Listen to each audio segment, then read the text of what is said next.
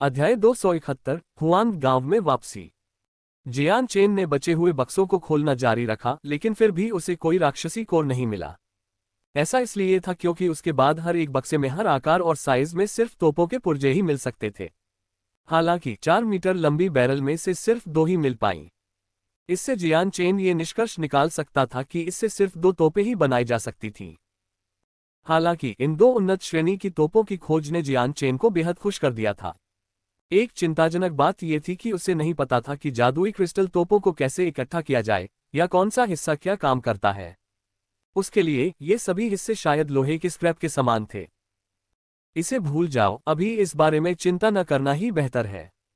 मैं उस समय का इंतजार करूंगा जब मैं तोपों को जोड़ना सीख जाऊंगा, जियान चेन ने खुद से कहा। उसके बाद उसने बक्सों के भीतर सभी टुकड़ों को इकट्ठा किया और उन्हें अपने स्पेस रिंग में संग्रहित किया। फिर वह अपने क्लास 2 मैजिकल बीस्ट पर सवार होकर इस जगह से दूर चला गया, पीछे उन सैनिकों को छोड़ दिया जो सिल्वर स्ट्राइप्ड गोल्डन स्नेक के जहर से मर गए थे। हालांकि उस नुकीले दांत का जहर अभी तक अपनी सबसे शक्तिशाली अवस्था में नहीं था, फिर भी यह जहर बहुत घातक था और इसलिए बेहद खतरनाक था। इतने कम समय में ये सभी सैनिक मारे गए और भागे हुए कमांडर के अलावा कोई भी जीवित नहीं बचा। जियान चेन ने जादुई जानवर पर आधे दिन तक तेज गति से सवारी की, इससे पहले कि वह 500 किलोमीटर दूर एक छोटा सा जंगल देख पाता जहां उसने सैनिकों को मारा था। आखिरकार जंगल में रुककर जियान चेन ने खुद को ठीक करने के लिए रेडियंट सेंट फोर्स को नियंत्रित करना शुरू कर दिया। जियान चेन की जन्मजात आत्मा काफी दुर्जय थी। रेडियंट सेंट फोर्स पर उनकी महारत वेक सिटी के पिछले रेडियंट सेंट मास्टर से कम 2 रैंक अधिक थी। मात्र 2 घंटों में वह पूरी तरह स्वस्थ हो गया। इसके बाद जियान चेन को एक जलधारा मिली और वह नहाने के लिए उसमें कूद गया। मुझे नहीं लगता था कि उनमें से कोई बचकर निकल पाएगा। चूंकि वह एक वायु गुण वाला पृथ्वी संत मास्टर था, इसलिए अगर वह भागना चाहे तो मैं कुछ नहीं कर सकता था, क्योंकि मेरी गति उसकी तुलना में बहुत धीमी है। जियान चेन ने नदी के पानी में खुद से कहा। यह अच्छी बात है कि मैंने अपनी पहचान उजागर नहीं की। अगर कमांडर ने खबर फैला दी तो वेक सिटी में मेरी पहचान तुरंत पता चल जाएगी। उस स्थिति में फ्लेम मर्सिनरी पूरी तरह से खत्म हो जाएंगे। उस विचार से उसे थोड़ा डर लगा, लेकिन उसकी पहचान गुप्त रखी गई थी, इसलिए वह खुद को खुश कर सकता था। अपने कपड़े बदलकर साफ कपड़े पहनने के बाद जियान चेन ने पास के पेड़ के नीचे से 5 स्पेस रिंग्स ली और उनमें रखी वस्तुओं की जांच शुरू कर दी। 5 स्पेस रिंग्स में से एक जिया कबीले के कुलपति की थी, जबकि बाकी 4 हाल ही में मृत कमांडरों की थीं। जिया कबीले के मुखिया के पास बैंगनी सिक्कों का ढेर था जिसकी संख्या 1000 से ज्यादा थी। उसके भीतर अलग अलग मूल्य के कई अन्य ढेर छिपे हुए थे। इसके अलावा वहां 100 क्लास 4 मॉन्स्टर कोर, कई 100 क्लास 3 मॉन्स्टर कोर और अतुलनीय रूप से बड़ी मात्रा में क्लास 2 मॉन्स्टर कोर थे। अचानक जब जियान चेन ने स्पेस रिंग के अंदर की एक चीज देखी तो उसका दिल धड़क उठा। स्पेस रिंग से सामान निकालते हुए जियान चेन ने अपने सामने रखी साधारण सी दिखने वाली किताब को देखा। किताब के पन्ने काफी मोटे थे और पीले भी पड़ने लगे थे। उन पर समय बीतने के कारण कुछ फटे हुए निशान देखे जा सकते थे। पानी में हेरफेर, ये 2 शब्द सरल लुकिंग बैक के कवर पर लिखे थे। जैसे ही जियान चेन ने धीरे धीरे किताब के पन्नों को पलटा, उसके चेहरे पर एक उत्साहपूर्ण भाव उभर आया। दुर्भाग्य से इस मैनुअल में दर्ज युद्ध कौशल केवल मानव स्तर के युद्ध कौशल का था। इसके अलावा ये कुछ ऐसा था जिसे केवल जल गुणित संत बल साधक ही उपयोग कर सकते थे। इसे भूल जाओ, यह इतना शक्तिशाली नहीं है। अगर फ्लेम मर्सिनरीज मजबूत हो जाते हैं तो यह युद्ध कौशल किसी तरह का इनाम हो सकता है।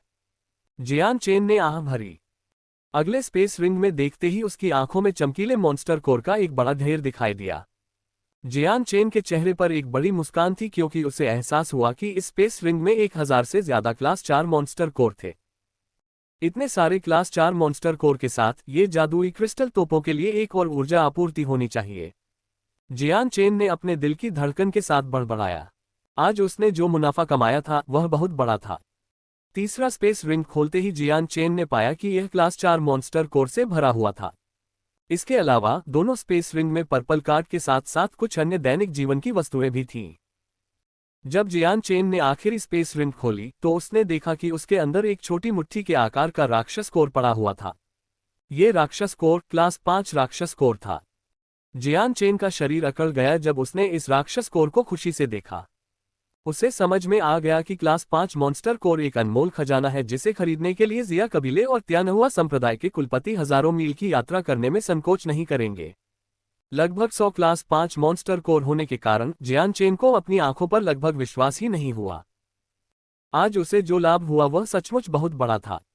जियान चेन ने तुरंत क्लास 5 मॉन्स्टर कोर की संख्या गिनना शुरू कर दिया। जब तक उसने सब गिनना समाप्त किया, उसका दिल लगभग उसके गले से बाहर निकल आया था। कुल मिलाकर लगभग 232 क्लास 5 मॉन्स्टर कोर थे। जियान चेन ने उसके कांपते शरीर को शांत करने की कोशिश की। अगर किसी के पास ये सभी क्लास 5 मॉन्स्टर कोर हों तो वे एडवांस टियर तोपों को पावर दे पाएंगे और उन्हें शूट कर पाएंगे। क्लास 5 मॉन्स्टर कोर की इतनी मात्रा के साथ 200 बार शूट करना और फर्स्ट क्लास सिटी को पूरी तरह से नष्ट करना भी संभव था।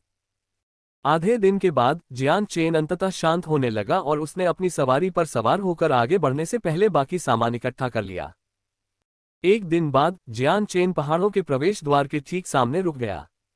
अपने घोड़े को छोड़कर जियान चेन पैदल ही पहाड़ों की ओर बढ़ गया। ये पर्वत श्रृंखला देखने में साधारण सी थी, लेकिन विश्व सार थोड़ा मुरझा रहा था, जिससे केवल जंगली जानवर ही पैदा हो रहे थे। कभी कभी क्लास 1 या क्लास 2 जादुई जानवर होते थे, लेकिन इससे ऊपर कुछ नहीं। घने पत्ते आसपास के क्षेत्र को ढांक रहे थे, साथ ही पेड़ों की चोटियां भी, जिनकी शाखाओं और पत्तियों ने ऊपर आसमान को इतना छिपा रखा था कि पहाड़ भी छिप गए थे। इस पर्वत श्रृंखला में जादुई जानवर पर्वत श्रृंखला जैसा दुर्भावनापूर्ण माहौल नहीं था। जियान चेन को उस क्षेत्र की याद आ गई। वह जल्दी से हुआंग गांव वापस चला गया, जहां से वह लगभग 1 महीने पहले निकला था। जियान चेन उत्साह से हुआंग गांव की ओर बढ़ गया। जब रोस्को ने उसे देखा तो उसने तुरंत गांव के सभी लोगों को जश्न मनाने के लिए इकट्ठा किया। उस रात पूरा हुआंग गांव जियान चेन की सफल वापसी का जश्न मनाने के लिए इकट्ठा हुआ। मिंग डोन के शरीर पर लगी चोटें आधे महीने पहले ही ठीक हो गई थीं। शुक्र है कि वह हुआंग गांव में ही रह गया था और अपनी ताकत बढ़ाने के लिए लगन से साधना करता रहा। कभी कभी वह गांव के कुछ अन्य लोगों के साथ शिकार करने चला जाता था। अपनी संत गुरु शक्ति के साथ वह आसानी से कुछ जंगली जानवरों को मार सकता था। हुआंग गांव में उसके रहने से पूरा गांव अधिक बार और अधिक आराम से खाने में सक्षम था। इस प्रकार मिंग डोंग जल्दी ही गांव में लोकप्रिय हो गया। हुआंग गांव में एक भी व्यक्ति ऐसा नहीं था जो उसकी ताकत का सम्मान और प्रशंसा न करता हो। अध्याय 272 तियानकिन कबीला। उस रात बाद में जियान चेन और मिंग डोंग एक छोटे से कमरे में एकत्र हुए। अब आप कितने बेहतर दिख रहे हैं, ये देखकर लगता है कि आप पूरी तरह ठीक हो गए होंगे। जियान चेन ने मिंग डोंग की ओर मुस्कुराते हुए टिप्पणी की। सिर हिलाते हुए मिंग डोंग ने जवाब दिया, ये सब आपके द्वारा छोड़ी गई दवा की बदौलत हुआ। अन्यथा मुझे पूरी तरह से ठीक होने में बहुत अधिक समय लग जाता। इसकी बदौलत मैं शांति से खुद से साधना करने और अपनी ताकत को काफी हद तक बढ़ाने में सक्षम था। जियान चेन ने प्रशंसा में सिर हिलाया, बुरा नहीं है, अब आप एक शीर्ष संत गुरु हैं। आपकी साधना प्रतिभा के साथ मुझे संदेह है कि 1 महीने के भीतर आप एक महान संत गुरु बनने की सफलता प्राप्त कर लेंगे। जब तक पर्याप्त राक्षस कोर हैं, तब तक मैं निश्चित रूप से अधिकतम 3 महीनों में महान संत मास्टर क्षेत्र तक पहुंचने में सक्षम हो जाऊंगा। मिंग डोंग का चेहरा दृढ़ संकल्प से भरा हुआ था। वह अपनी प्रशिक्षण प्रतिभा पर गर्व महसूस करने से खुद को रोक नहीं सका। जब भी वह जियान चेन के बारे में सोचता तो उसके चेहरे पर गर्व की झलक तुरंत गायब हो जाती। हालांकि साधना में उसकी अपनी प्रतिभा अधिकांश लोगों से परे थी, मिंग डोंग जानता था कि उसके और जियान चेन के बीच प्रतिभा में बहुत बड़ा अंतर था। जियान चेन 20 साल से एक दिन भी बड़ा नहीं दिखता था, लेकिन वह पहले ही महान संत गुरुओं के दायरे में पहुंच चुका था। वह खुद पहले से ही 27 साल का था, जियान चेन से कई साल बड़ा, फिर भी उसकी ताकत केवल शीर्ष संत गुरु स्तर की थी। इसके साथ स्वर्ग और पृथ्वी के बीच माप करना अधिक सटीक होगा। जियान चेन ने मिंग डोंग को 1 दर्जन क्लास 4 मॉन्स्टर कोर पकड़ाए, तो फिर अपनी ताकत बढ़ाना जारी रखो। तुम्हें मॉन्स्टर कोर पाने की चिंता करने की जरूरत नहीं है, बस ये सब मुझ पर छोड़ दो। लेकिन तुम्हें ये ध्यान रखना होगा कि अपनी ताकत बढ़ाने के लिए साधना एक कदम दर कदम प्रक्रिया है। अगर तुम बेतहाशा आगे बढ़ने की कोशिश करोगे तो कौन जानता है कि भविष्य में कौन से छिपे हुए खतरे तुम्हारी प्रगति को प्रभावित करेंगे। जियान चेन कितना उदार था, ये जानते हुए मिंग डोंग ने बहस करने की हिम्मत नहीं की। उसे सौंपे गए राक्षस कोर को स्वीकार करते हुए उसने कहा, चिंता मत करो, मैं इसके बारे में अच्छी तरह से जानता हूं। अच्छा, क्या आप भाड़े के सैनिकों के जमावड़े के बारे में जानते हैं जो हर 100 साल में 2 बार होता है? जियान चेन ने अचानक पूछा। मिंग डोंग ने अपना सिर हिलाया। मैं अनगिनत महीनों से इधर उधर भटक रहा हूँ, इसलिए भाड़े के सैनिकों की सभा के बारे में मैंने पहले भी सुना है। वे इसे अपेक्षाकृत भयंकर प्रतियोगिता के रूप में उल्लेख करते हैं और कम स्तर की ताकत वाले लोगों के लिए इसमें भाग न लेना ही बेहतर होगा, अन्यथा उनके लिए अपनी जान बचाकर भागना मुश्किल होगा। हाँ, जियान चेन ने स्वीकृति में सिर हिलाया। मैंने सुना है कि मरने की संभावना काफी अधिक है, लेकिन दिए जाने वाले पुरस्कार भी अंतहीन रूप से समृद्ध हैं, जिससे सभी भाड़े के सैनिक पागल हो जाते हैं। ये सुनकर मिंग डोन का दिल एक पल के लिए धड़क उठा और वह एकाग्रता से जियान चेन को देखने लगा। मुझे मत बताओ कि तुम भाड़े के सैनिकों की सभा में भाग लेना चाहते हो। जियान चेन ने इनकार करने की जहमत नहीं उठाई। ठीक है, यही मेरी योजना है। नहीं जाना ही बेहतर है, मिंग डोंग ने कहा। हालांकि मैं भाड़े के सैनिकों की सभा के बारे में ज्यादा नहीं जानता, लेकिन मैंने सुना है कि यह खतरों से भरा है। अगर कोई पृथ्वी संत मास्टर दायरे में नहीं है तो उसे भाग नहीं लेना चाहिए या मरने का जोखिम उठाना चाहिए। जियान चेन ने दुनिया की परवाह किए बिना हंसते हुए कहा, चिंता मत करो। हालांकि मैं एक पृथ्वी संत मास्टर नहीं हूं, फिर भी मैं अपने जीवन की रक्षा कर सकता हूं। एक स्वर्ग स्तरीय युद्ध कौशल मुझे इतना लुभाता है कि मैं इसे छोड़ नहीं सकता। मिंग डोन का चेहरा अतुलनीय रूप से गंभीर हो गया और वह कुछ देर तक जियान चेन को घूरता रहा। आखिरकार ये पुष्टि करने के बाद कि जियान चेन मजाक नहीं कर रहा था, उसने एक सांस छोड़ी। ऐसा लगता है कि तुम भाड़े के सैनिकों की सभा में भाग लेने के लिए दृढ़ संकल्पित हो। ठीक है, मैं जाने के लिए दृढ़ निश्चय हूं। कल मैं गांव से निकल जाऊंगा, तुम्हें मेरे साथ चलना चाहिए। हुआन गांव बहुत शांतिपूर्ण है और अगर तुम यहां लंबे समय तक रहे तो ये तुम्हारे अंदर समाहित हो सकता है। ठीक है, पिछले कुछ दिनों से मैं बेचैन रहने लगा था। अगर मैं तुम्हारे वापस आने का इंतजार न कर रहा होता तो मैं बहुत पहले ही यहां से चला गया होता। दूसरे दिन सुबह होते होते जियान चेन और मिंग डोंग ने गांव वालों को अपने जाने की सूचना दे दी। अपने पीछे बड़ी मात्रा में खाना छोड़कर वे गांव से चले गए। मिंग डोंग के जाने के संबंध में पूरा हुआन गांव उसे जाते हुए देखने के लिए काफी अनिच्छुक था, लेकिन वे सभी जानते थे कि मिंग डोंग गांव में रहना जारी रखने से संतुष्ट नहीं होगा। वह जल्दी या बाद में गांव छोड़ देगा। जब तक वह दुनिया को यात्रा करने और अन्वेषण करने की जगह के रूप में मानता है, वह जहां अभी है वहां नहीं रहना चाहेगा। गांव केवल यही उम्मीद कर सकता था कि जियान चेन और मिंग डोंग दोनों भविष्य में जब भी समय मिलेगा आएंगे और उनसे मिलेंगे। आखिरकार हुआन गांव पर्वत श्रृंखला के बहुत अंदर था, जो महाद्वीप के बाकी हिस्सों से अलग था। यहाँ यात्री बहुत कम और बहुत कम आते थे। 2 दिन बाद जियान चेन और मिंग डोंग दोनों पहाड़ों से बाहर निकल आए और एक और दिन की यात्रा के बाद दोनों लोग आखिरकार एक दूसरे दर्जे के शहर में पहुंच गए। दूर से वे व्यापारियों और भाड़े के सैनिकों की एक धारा को शहर में आते जाते देख सकते थे। शहर के दरवाजों पर सैनिकों की संख्या लगभग 300 थी, जिनमें से हर एक व्यापारी और भाड़े के सैनिकों की बराबर जांच कर रहा था। उनके रास्ते में बाधा डालते हुए वे उन्हें जाने देने से पहले कुछ देर बात करते थे। यहां तक कि दीवारें भी शहर के कुलीन सैनिकों की टुकड़ियों से भरी हुई थीं, जो हर किसी को तीखी निगाहों से देख रहे थे। क्या हो रहा है?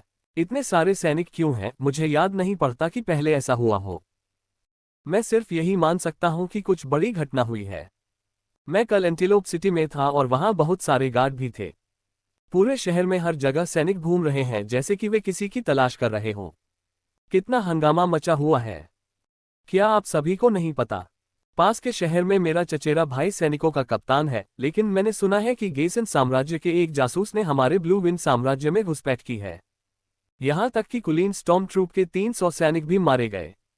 जासूस ने सभी राक्षस कोर ले लिए और भाग गया, जिससे महामहिम भी क्रोधित हो गए। अभी राज्य का हर एक व्यक्ति जासूस की तलाश कर रहा है। बहुत से लोग दरवाजों पर आपस में बहुत खुशी से बातें कर रहे थे। हालांकि जब जियान चेन ने यह बात सुनी तो वह ठंडी मुस्कान के बिना नहीं रह सका। ये लगभग तय था कि उन सभी राक्षस कोर का खो जाना राज्य के लिए एक असहनीय क्षति थी। आधे दिन तक इंतजार करने के बाद उनके सामने वाले सभी लोग शहर में प्रवेश कर चुके थे, जिससे मिंग डोंग और जियान चेन की निरीक्षण की बारी आई। रुको, यहाँ क्या काम है? तुरंत कुछ सैनिकों ने उन दोनों को रोका और उनसे एक प्रश्न पूछा।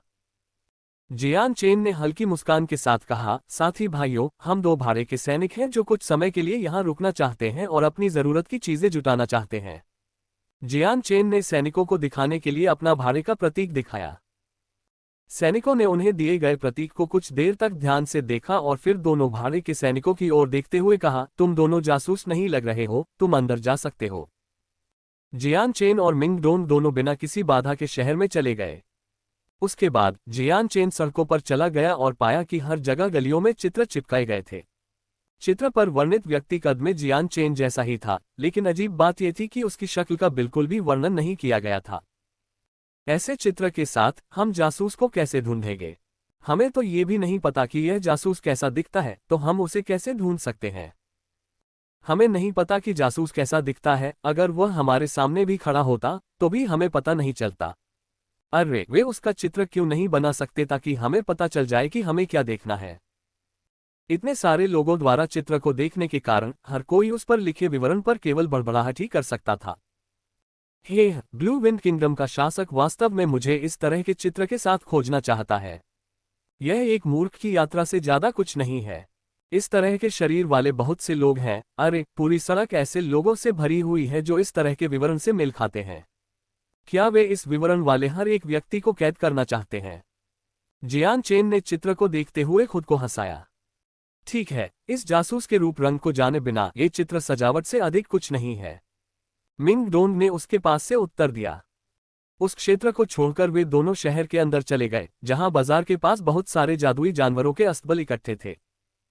जादुई जानवरों का अस्तबल एक ऐसी जगह थी जहां बहुत कम लोग आते थे। मानो यह एक बड़ी झोपड़ी हो। वहां सिर्फ 30 या उससे ज्यादा जादुई जानवरों के घोड़े रखे हुए थे। अस्तबल में जादुई जानवरों की सवारी ज्यादा शांत किस्म की होती थी, जिनमें लड़ने की बिल्कुल भी क्षमता नहीं होती थी। उनकी कीमतें इस बात को दर्शाती थीं क्योंकि वे काफी ज्यादा थीं, जिससे बहुत कम लोग उन्हें खरीद पाते थे, इसलिए अस्तबल में बहुत कम लोग आते थे।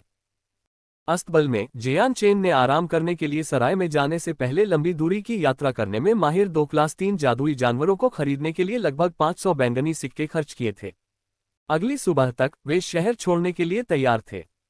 अभी भाड़े के सैनिकों का जमावड़ा शुरू होने में सिर्फ आधा साल बाकी था। इतने कम समय में दोनों को जल्दी जल्दी और बिना किसी ब्रेक के यात्रा करनी होगी। भाड़े के सैनिकों के शहर से लेकर जहां वे अभी थे के बीच की दूरी बहुत ज्यादा थी। उन्हें कई राज्यों को पार करना होगा और सैकड़ों हजार किलोमीटर की यात्रा करनी होगी। जियान चेन और मिंग डोंग दोनों अपने क्लास 3 मैजिकल बीस्ट्स को आधिकारिक सड़कों पर तेज गति से चला रहे थे। उनके पीछे गंदगी और कीचड़ मिट्टी से बने लंबे ड्रैगन की तरह बिखरा हुआ था। कई व्यापारी और भाड़े के सैनिक झुंझलाहट में चिल्लाने लगे क्योंकि जियान चेन और मिंग डोंग उनके आगे निकल गए। अपने क्लास 3 मैजिकल बीस्ट को देखने के बाद वे उन्हें भड़काने से बेहतर जानते थे। 2 दिन बाद जियान चेन और मिंग डोंग ने ब्लू विंड किंगडम छोड़ दिया और अपनी यात्रा जारी रखी। दिन के समय वे जितना संभव हो सके उतना आगे बढ़ते थे और रात में वे दोनों साधना करते रहते थे। उन्होंने ये क्रम आधे महीने तक जारी रखा और इस तरह वे तीसरे राज्य से आगे निकल गए और पहले ही कई हजार किलोमीटर की यात्रा कर चुके थे। मैदानी इलाकों में जियान चेन और मिंग डोंग थोड़ी देर आराम करने के लिए सड़क के किनारे रुके। जियान चेन ने अपने हाथ में एक नक्शा पकड़ा हुआ था और वह अपनी स्थिति और गंतव्य को सुनिश्चित करने की कोशिश कर रहा था। मिंग डोंग, नक्शे पर दिए गए प्रतीकों से लगता है कि 50 किलोमीटर आगे एक फर्स्ट क्लास सिटी है। हमें वहां जाकर कुछ देर आराम करना चाहिए और देखना चाहिए कि क्या वहां कोई और भी बेहतर जादुई जानवर मिल सकता है। जियान चेन ने नक्शे से अपना सिर उठाए बिना कहा। अपनी कैंटीन खोलकर एक घूंट लेते हुए मिंग डोंग ने जवाब दिया, अच्छा, चूंकि आपके पास पैसे की कमी नहीं है तो हमारे लिए अपनी सवारी बदलना एक अच्छी बात होगी। हालांकि क्लास 3 का जादुई जानवर काफी तेज होता है, लेकिन अगर हम इसी तरह से भाड़े के शहर की ओर बढ़ते रहे तो हमें 2 या 3 महीने और लगेंगे। रुकने के कुछ ही समय बाद यात्रा से थके हुए जियान चेन और मिंग डोंग वालोरेंट सिटी नामक शहर में प्रवेश कर गए। वालोरेंट शहर एक प्रथम श्रेणी का शहर था जो एक बड़े क्षेत्र में फैला हुआ था। पूरा शहर चहल पहल से भरा हुआ था और सड़कें इतनी चौड़ी थीं कि एक ही समय में कई रथ उन पर चल सकते थे। सड़कों के किनारे अलग अलग आकार के कई रेस्तरां थे जहां व्यापारी और भाड़े के सैनिक साथ साथ चलते हुए बातें करते थे। वालोरेंट शहर काफी सभ्य था। इसकी चौड़ी सड़कें थीं जहां कोई कूड़ा कचरा नहीं था। ये कहीं ज्यादा व्यवस्थित था। इसकी तुलना में वेक सिटी में सड़कों के किनारे कई भाड़े के सैनिक थे जिनकी दुकानें एक साथ बिखरी हुई थीं। इससे प्रथम श्रेणी के शहर और तृतीय श्रेणी के शहर के बीच का अंतर स्पष्ट रूप से देखा जा सकता था। अचानक पीछे से एक बड़ी आवाज सुनाई दी। इस पर जियान चेन ने अपना सिर घुमाया और देखा कि चमकीले कपड़े पहने ट्रांसपोर्टरों का एक समूह सड़क पर एक शानदार रथ ले जा रहा था। रथ पर एक पीले रंग का बैनर हवा में लहराता हुआ देखा जा सकता था जिस पर किन शब्द लिखा था। अध्याय 273 तियानकिन वंश 2। एक तरफ हट जाओ, हमारे रास्ते में जो भी आए उसे रास्ता देना चाहिए, कुछ लोगों ने आगे से चिल्लाते हुए कहा, जबकि सड़कों पर मौजूद लोग किनारे की ओर चले गए। ये तियानकिन कबीला है, उनके साथ क्या मामला है? चलो रास्ते से हट जाओ, हम उनके साथ परेशानी पैदा करने का जोखिम नहीं उठा सकते। ये तियानकिन कबीला है, जल्दी करो और रास्ते से हट जाओ। अगर तुमने उनका रास्ता रोका तो कौन जानता है कि तुम्हारे साथ क्या हो सकता है। व्यापारी और भाड़े के सैनिक दोनों ही जल्दी जल्दी सड़कों के किनारे चले गए और तियानकिन कबीले के लोगों के लिए एक खाली सड़क छोड़ दी। जैसे ही गाड़ी गुजरी, लोग तुरंत सड़क के बीच में वापस चले गए। जियान चेन और मिंग डोन दोनों ही सड़क के किनारे पर आ गए। हालांकि चूंकि सभी लोग पहले से ही किनारे पर खड़े थे, इसलिए अधिकांश क्षेत्र पहले से ही भरा हुआ था। इसलिए जियान चेन और मिंग डोन के पास सबसे बाहरी क्षेत्र पर खड़े होने के अलावा कोई और विकल्प नहीं था, जिसने उन्हें ध्यान आकर्षित करने के लिए पर्याप्त रूप से बाहर खड़ा कर दिया था। रास्ते से हट जाओ, मैंने कहा, क्या तुमने मेरी बात नहीं सुनी या तुम मौत को दावत दे रहे हो? अग्रदूत ने जियान चेन को घूरते हुए चिल्लाया। अपनी कलाई के एक झटके से एक काला कोड़ा मिंग डोन की ओर उड़ गया। ये सुनकर जियान चेन की आंखें खतरनाक ढंग से चमक उठीं। तियानकिन कबीले के लोगों की कितनी धृष्टता है। जैसे ही जियान चेन आगे बढ़ने के लिए तैयार हुआ, मिंग डोन ने एक कदम पीछे हटकर चाबुक को पकड़ लिया। एक जोरदार झटके के साथ चाबुक का मालिक अपने घोड़े से उड़ गया और जमीन पर जोर से गिरा। रुको! इसके साथ ही तियानकिन कबीले का पूरा बेड़ा अचानक रुक गया। हर एक हरकत लगभग एक जैसी और व्यवस्थित थी, बिल्कुल किसी विशिष्ट स्क्वाड्रन की तरह। घृणित! किस नौजवान ने तियानकिन कबीले की युवती का रास्ता रोकने की हिम्मत की? पुरुषों, उसे गिरफ्तार करो! एक और आदमी गुस्से में चिल्लाया और उसने मिंग डोन की ओर इशारा किया। हाँ, एक व्यक्ति ने मिंग डोन पर हमला करते हुए कहा। मिंग डोन का चेहरा काला पड़ गया और उसने जियान चेन की तरफ माफी भरी नजर से देखा। उसकी पिछली हरकत पूरी तरह से अनैच्छिक थी, नहीं उसने वास्तव में इसके परिणामों के बारे में सोचा था। उसे अभी एहसास हुआ कि उसने एक शक्तिशाली कबीले को नाराज कर दिया था। जियान चेन ने चिंतित मिंग डोन पर हंसते हुए कहा, डरो मत, जो करना है करो। मिंग डोन ने अपना सिर थोड़ा हिलाया और फिर अपने वाहन से नीचे कूद पड़ा। उसके शरीर से एक सियान रंग की चमक निकलने लगी, इससे पहले कि वह उस व्यक्ति से लड़ने लगे जो उस पर हमला करने वाला था। उसके हमलावरों में से कोई भी अपने संत हथियारों का इस्तेमाल नहीं कर रहा था, इसलिए उसने अपनी मुट्ठियों से भी हमला किया था। जियान चेन ने मिंग डोन को आश्चर्य से देखा और फिर उसके चेहरे पर एक चमकदार मुस्कान आ गई। मैंने नहीं सोचा था कि मिंग डोन न केवल साधना में प्रतिभाशाली है, बल्कि वह एक पवन विशेषता वाला संत गुरु भी होगा। अपनी पवन शक्ति की मदद से मिंग डोन बहुत तेज था। जैसे ही उसने और बाकी लोगों ने लड़ाई शुरू की, हमलावरों को पहले ही पीछे धकेला जाने लगा था। हमारे गार्डों पर हमला करने से भी आपकी मौत आपके अपराधों को माफ नहीं करेगी। इस लड़ाई में तियानकिन कबीले के लोगों का एक बड़ा समूह तुरंत जोर से गरजने लगा। एक मध्यम आयु वर्ग का आदमी अपने घोड़े से उतरा और सेंट फोर्स की लहर के साथ मिंग डोन पर हमला करने के लिए उड़ गया। एक व्यंग्यात्मक मुस्कान के साथ जियान चेन ने तुरंत अपनी हल्की पवन तलवार निकाली और मध्यम आयु वर्ग के व्यक्ति की ओर उड़कर उसके हाथ में मौजूद ब्लेड पर वार किया। डिंग! हल्की हवा वाली तलवार और उस आदमी की नई बनी हुई कुल्हाड़ी बीच हवा में जोरदार आवाज के साथ टकराए। तुरंत ही तलवार कुल्हाड़ी के पास से चमक उठी और चांदी की रोशनी की एक चमकदार किरण के साथ तलवार उस आदमी के गले के पार चली गई। जमीन पर गिरते हुए मध्यम आयु वर्ग के व्यक्ति का चेहरा देखने में बेहद बदसूरत था, क्योंकि वह आश्चर्य से जियान चेन को देख रहा था। अपनी तलवार को फिर से अपने हाथों में लेकर जियान चेन ने अपने हाथों को आपस में जोड़ा और बोला, महाराज, यह मेरे भाई की गलती थी, लेकिन यह ऐसा अपराध नहीं है जिसकी सजा मौत हो। यह उम्मीद करता है कि इस बार महाराज दूसरी तरफ देखेंगे। जियान चेन की आवाज असभ्य नहीं थी, लेकिन यह विनम्र भी नहीं थी। तियानकिन कबीला फर्स्ट क्लास वॉलोरेंट सिटी के भीतर बेहद शक्तिशाली था। हालांकि जियान चेन इतने शक्तिशाली कबीले से डरता नहीं था, लेकिन वह इस समय उन्हें नाराज नहीं करना चाहता था। उस आदमी ने आश्चर्य और डर के भाव से जियान चेन की ओर देखा और उसका चेहरा पीला पड़ने लगा, लेकिन उसने कुछ नहीं कहा। आखिर हुआ क्या है? एक मीठी सी आवाज सुनाई दी। आवाज सुनने में अच्छी थी, बिल्कुल किसी स्काईलार्क की आवाज की तरह। ये सुनकर जियान चेन ने अपनी नजरें हटाकर सफेद वस्त्र पहने घूंघट वाली महिला की ओर देखा जो अपनी गाड़ी से उतरी थी। उसका चेहरा सफेद रंग के धुंध से ढका हुआ था जिससे उसका चेहरा देखना पूरी तरह से असंभव था। दूसरी मिस, कृपया जल्दी से अपनी गाड़ी में वापस आ जाए, हम इस मामले को तुरंत निपटा देंगे, एक गार्ड ने तुरंत उससे सम्मानपूर्वक कहा। महिला ने जियान चेन और मिंगडोन को एक पल के लिए देखा और फिर धीरे से बोली, जब मैं गाड़ी के अंदर थी तो मैं बाहर जो कुछ भी हो रहा था उसे बहुत स्पष्ट रूप से सुन सकती थी। यह मामला पूरी तरह से हमारी गलती थी, गार्ड जल्दी करो और माफी मांगो। ये सुनकर मिंगडोन से लड़ रहा गार्ड एक पल के लिए हिचकिचाया, लेकिन जियान चेन की ताकत को देखने के बाद वह केवल एक छोटी सी माफी ही बोल सका। जियान चेन ने वहां से जाने की तैयारी करने से पहले बदले में कुछ माफी मांगने के लिए लापरवाही से अपना हाथ हिलाया। तभी एक नीली पोशाक पहने अधेड़ उम्र के आदमी की टापों की आवाजें सुनाई देने लगीं, जो अपनी क्लास 3 मैजिकल बीस्ट सवारी के साथ आगे बढ़ रहा था।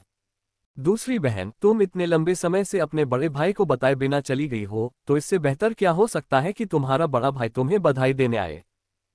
वह आदमी कुछ क्षण तक अच्छी गति से चलता रहा और फिर तियानकिन कबीले की गाड़ी के ठीक सामने रुक गया।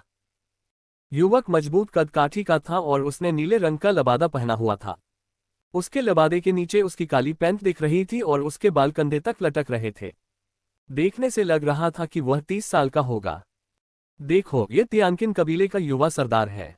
आज हम कितने भाग्यशाली हैं कि हम उसे देख पाए। वह तियानकिन कबीले के परिसर से बहुत कम बाहर निकलता है, इसलिए मुझे नहीं लगा कि वह अभी दिखाई देगा। मैंने सुना है कि तियानकिन कबीले का युवा स्वामी साधना में बहुत प्रतिभाशाली है। तियानकिन कबीले की पूरी ताकत की मदद से वह 28 साल की छोटी उम्र में महान संत गुरु बनने में सफल हो पाया। अब जब वह 30 साल से ज्यादा का हो गया है तो मुझे नहीं पता कि युवा स्वामी कितना शक्तिशाली है। मेरे पिता तियानकिन कबीले के रक्षकों में से एक हैं। मैंने उन्हें ये कहते सुना है कि युद्ध में युवा स्वामी बहुत हिंसक होते हैं। हर दिन युवा स्वामी रक्षकों के कप्तान के खिलाफ लड़ते थे, लेकिन कप्तान हमेशा बाद में भयंकर सिरदर्द के साथ बाहर आते थे। इस युवक के प्रकट होते ही दर्शकों का पूरा समूह आपस में कानाफूसी करने लगा। तियानकिन कबीले के युवा सरदार ने इन शब्दों को अनसुना करने का नाटक किया और महिला को चिंता से देखा। दूसरी बहन, क्या वे तुम्हें धमकाने की कोशिश कर रहे हैं? अपने बड़े भाई को बताओ और मैं तुम्हारे लिए उनसे लड़ूंगा।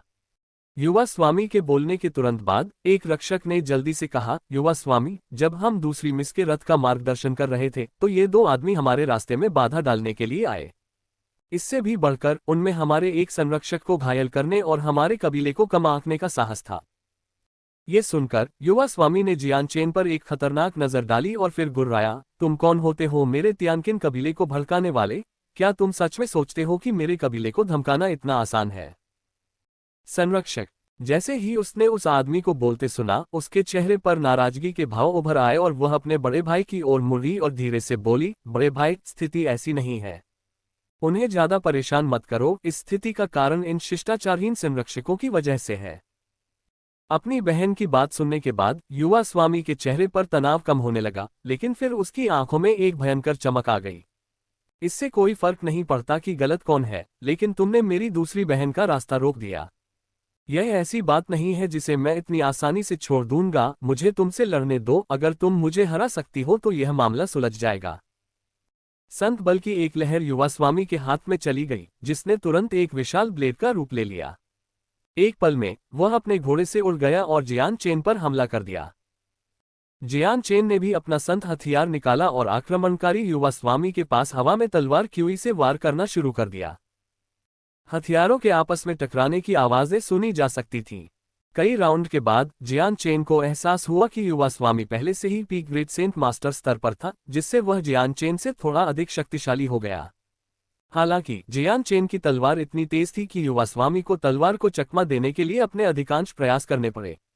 अन्य 3 एक्सचेंजों में जियान चेन ने स्पष्ट रूप से युवा स्वामी पर बढ़त हासिल की।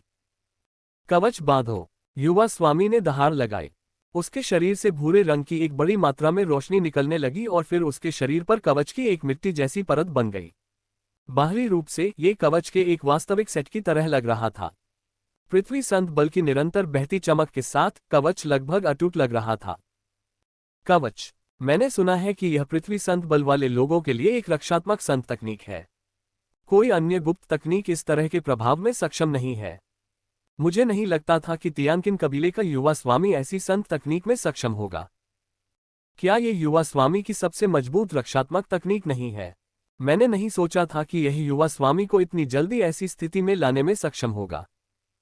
अगर वह युवा स्वामी को इस हद तक मजबूर करने में सक्षम है, तो इसका मतलब है कि यह युवा काफी मजबूत है। आसमान के नीचे निश्चित रूप से कई प्रकार के अजूबे हैं। मैंने नहीं सोचा था कि यह युवक पहले से ही इतना मजबूत होगा, इसकी क्षमता निश्चित रूप से महान होगी। युवा स्वामी के कवच को देखकर तियानकिन कबीले के दर्शक और संरक्षक दोनों आश्चर्य में आपस में बड़बड़ाने लगे। युवा स्वामी ने जियान चेन को गंभीरता से देखा और सख्ती से कहा, आपकी तलवार काफी तेज है और आपके वार को चकमा देना मेरे लिए बहुत थका देने वाला हो रहा है। चूंकि आप मुझे अपना अंतिम बचाव करने के लिए मजबूर करने में सक्षम थे, इसलिए आप मेरे प्रतिद्वंद्वी होने के योग्य हैं। अब से मैं अपनी पूरी ताकत लगाऊंगा, खुद को तैयार करो। अध्याय 274 लड़ाई के जरिए दोस्त। युवा स्वामी ने जियान चेन को गंभीरता से देखा और सख्ती से कहा, आपकी तलवार काफी तेज है और आपके वार को चकमा देना मेरे लिए बहुत थका देने वाला हो रहा है। चूंकि आप मुझे अपना अंतिम बचाव करने के लिए मजबूर करने में सक्षम थे, इसलिए आप मेरे प्रतिद्वंद्वी होने के योग्य हैं। अब से मैं अपनी पूरी ताकत लगाऊंगा, खुद को तैयार करो। अपनी हल्की पवन तलवार को इस तरह लहराते हुए कि तलवार की नोक जमीन की ओर हो। उसकी आंखें एक पल के लिए युवा स्वामी को घूरती रहीं और फिर बोली, अपना कदम बढ़ाओ। युवा स्वामी की आंखों में एक खतरनाक चमक आ गई, उसके बाद वह गंभीर हो गया। पृथ्वी तूफान। अचानक पृथ्वी की बहुत बड़ी मात्रा उसके शरीर से उड़ गई और उसने तुरंत जियान चेन और उसके आसपास की पृथ्वी और धूल को 10 मीटर परिधि वाले धूल के तूफान में बदल दिया। जियान चेन की दृश्यता सीमित थी, इसलिए वह केवल पृथ्वी सेंट फोर्स को ही देख सकता था, अपने हाथ भी नहीं। वह जहां भी मुड़ता वह अपने सामने 1 इंच से ज्यादा नहीं देख पाता था। ये दृश्य जियान चेन को दलदल में फंसे होने की याद दिलाता था। एक असहज भावना थी जो ऐसा लग रहा था जैसे कि यह उसकी हरकतों को प्रतिबंधित कर रही थी और उसे थोड़ा सतर्क कर रही थी। क्या ये कोई युद्ध कौशल हो सकता है? कितना अजीब है, जियान चेन ने खुद से कहा। अचानक उसकी आंखें एक बार चमक उठी और फिर उसने अपनी लाइट विंड स्वॉर्ड से आगे की ओर वार किया। डिंग! धातु की ध्वनि के बाद धूल के तूफान में छिपी एक तलवार सामने आई। लाइट विंड स्वॉर्ड के बल से दूर धकेले जाने के बाद धूल का तूफान डगमगाने लगा, इससे पहले कि जियान चेन की तलवार ने एक बार फिर से तेजी से वार किया। धूल भरी आंधी के कारण बाहर खड़े दर्शकों में से कोई भी यह नहीं देख पा रहा था कि अंदर क्या हो रहा है। वे केवल हथियारों के आपस में टकराने की निरंतर आवाज ही सुन पा रहे थे। धूल भरी आंधी लगातार इस क्षेत्र में तबाही मचा रही थी कि ऐसा लग रहा था कि यह किसी भी क्षण खत्म हो जाएगी। दूसरी ओर तियानकिन कबीले के सभी संरक्षक धूल के तूफान को स्थिर निगाहों से देख रहे थे। तियानकिन कबीले का उत्कृष्ट युवा स्वामी बनाम विदेशी युवक, दोनों में से कौन अधिक शक्तिशाली था? कुछ संरक्षकों के चेहरे पर चिंता की लकीरें थीं क्योंकि वे इंतजार करते रहे। तियानकिन कबीले का युवा स्वामी जो प्रतिभाशाली था, उनका गौरव और आनंद था। कबीले के संरक्षक निश्चित रूप से नहीं चाहते थे कि उनका गौरव और आनंद किसी और युवा द्वारा पराजित हो। गाड़ी के अंदर खड़ी युवती भी धूल भरी आंधी में 2 आदमियों की लड़ाई को लगातार घूरने से खुद को नहीं रोक पाए। अंदर क्या हो रहा है यह न जानते हुए भी उसे धूल भरी आंधी की स्थिति से पता चल गया था कि उसके बड़े भाई की तबीयत ठीक नहीं है। संरक्षक, यह उपद्रव आपके कारण है। जब हम वापस परिसर में लौटेंगे तो आपको और बाकी लोगों को दंडित किया जाएगा। महिला ने सख्त लहजे में संरक्षक से शिकायत की। ये शब्द सुनते ही सभी अभिभावक घबरा गए और उनके चेहरे पर सफेदी छा गई। तियानकिन कबीले के मुखिया ने दूसरी लड़की पर इस तरह से प्यार किया जैसे कि वह उनकी सबसे प्यारी बेटी हो। अगर वह मुखिया से कुछ भी गलत कह देती तो उसे कड़ी सजा मिल सकती थी। ये सोचकर कुछ अभिभावक घबरा गए और फिर माफी मांगते हुए बोले, दूसरी लड़की का सबक सही है। ये हमारे अभिभावकों की गलती है। जब हम वापस आएंगे तो हमें दंड कक्ष में अपनी सजा मिलेगी। उस समय धूल भरी आंधी एक बार फिर अनियमित रूप से हिली और फिर धीरे धीरे अंदर की स्थिति उजागर हो गई। जियान चेन बीच में खड़ा था और उसके दाहिने हाथ में तलवार थी जो जमीन की ओर इशारा कर रही थी। उससे 5 मीटर की दूरी पर बख्तरबंद युवा राजा अपनी विशाल तलवार को जमीन में गाड़कर खड़ा था। हालांकि लड़ाई के बाद कोई अंतर नहीं दिखा क्योंकि दोनों लड़ाकों के कपड़े अभी भी पूरी तरह से बरकरार थे, लेकिन अच्छी आंखों वाले लोग देख पा रहे थे कि युवा स्वामी पर मिट्टी का कवच पहले की तुलना में धुंधला हो गया था। पृथ्वी संत बल का प्रवाह जो पहले वहां था लगभग गायब हो गया था। अपनी तलवार को फिर से अपने पास रखते हुए युवा स्वामी ने जियान चेन को देखकर मुस्कुराते हुए कहा, बुरा नहीं है, तुम्हारी ताकत काफी मजबूत है। इस पीढ़ी में तुम ही एकमात्र ऐसे हो जिसने मुझे महसूस कराया कि हार अपरिहार्य थी। मैं किन जियो अपनी हार स्वीकार करता हूँ। अपनी तलवार को फिर से अपने हाथों में लेते हुए जियान चेन ने युवा स्वामी की ओर हाथ बढ़ाया। स्वामी बहुत विनम्र है। ये लड़ाई बराबरी पर रही, कोई निर्णायक परिणाम कहना अभी जल्दबाजी होगी। युवा स्वामी के शब्दों से जियान चेन ने निष्कर्ष निकाला था कि वह एक सीधा साधा व्यक्ति था। हार तो हार ही होती है, इसमें अपमानजनक कुछ भी नहीं है। मैं जियाओ किन हारने वाला नहीं हूं। अपना हाथ हिलाते हुए युवा राजा ने युद्ध के बारे में सहज लहजे में बात की। इस पर जियान चेन की राय उस युवा के बारे में पूरी तरह बदल गई। अब वह उसे अधिक सम्मान की दृष्टि से देखने लगा। युवा स्वामी ने सम्मानपूर्वक अपने हाथ जोड़े। भाई का नाम क्या है और आपने किस शिक्षक से शिक्षा ली है? इतनी कम उम्र में आपके पास जो ताकत है, उसे देखते हुए ऐसा नहीं हो सकता कि आप नामहीन व्यक्ति हो। अपने हाथों को सहलाते हुए जियान चेन ने उत्तर दिया, युवा स्वामी बहुत ज्यादा प्रशंसा करते हैं। इसका नाम जियान चेन है। मेरे स्वामी गहरी पर्वत श्रृंखलाओं में से एक के भीतर एक अनाम सन्यासी हैं। किन जियाओ जियान चेन के पास गया। उसका शरीर इतना सुडौल था कि उसकी तुलना में जियान चेन बहुत कमजोर लग रहा था। दोनों एक दूसरे के बगल में खड़े थे तो अंतर बहुत साफ दिख रहा था। जियान चेन के कंधे पर थपकी देते हुए किन जियाओ ने कहा, भाई जियान चेन, मुझे बस किन जियाओ ही बुलाओ। इस तरह यह मेरे लिए ज्यादा अच्छा लगेगा। मेरे कबीले में सभी लोग मुझे इसी नाम से बुलाते हैं। ऐसा कहते हुए उसने एक सेकंड के लिए बोलना बंद कर दिया और फिर कहा, भाई जियान चेन, तुम मुझे हराने वाले एक पीढ़ी के पहले व्यक्ति हो। मैं किन जियाओ वास्तव में इसकी प्रशंसा करता हूँ। इसलिए मैं तुम्हें अपने तियानकिन कबीले में एक अतिथि के रूप में आमंत्रित करना चाहता हूँ। क्या तुम मुझे ये सम्मान दोगे? यह है। जियान चेन के चेहरे पर हैरानी भरी नजर थी और वह एक पल के लिए झिझका। उसने सोचा भी नहीं था कि उसे अचानक तियानकिन कबीले का मेहमान बनने के लिए आमंत्रित किया जाएगा। वह अभी अभी वलोरेंट शहर में आया था और इसलिए वह कबीले से परिचित नहीं था।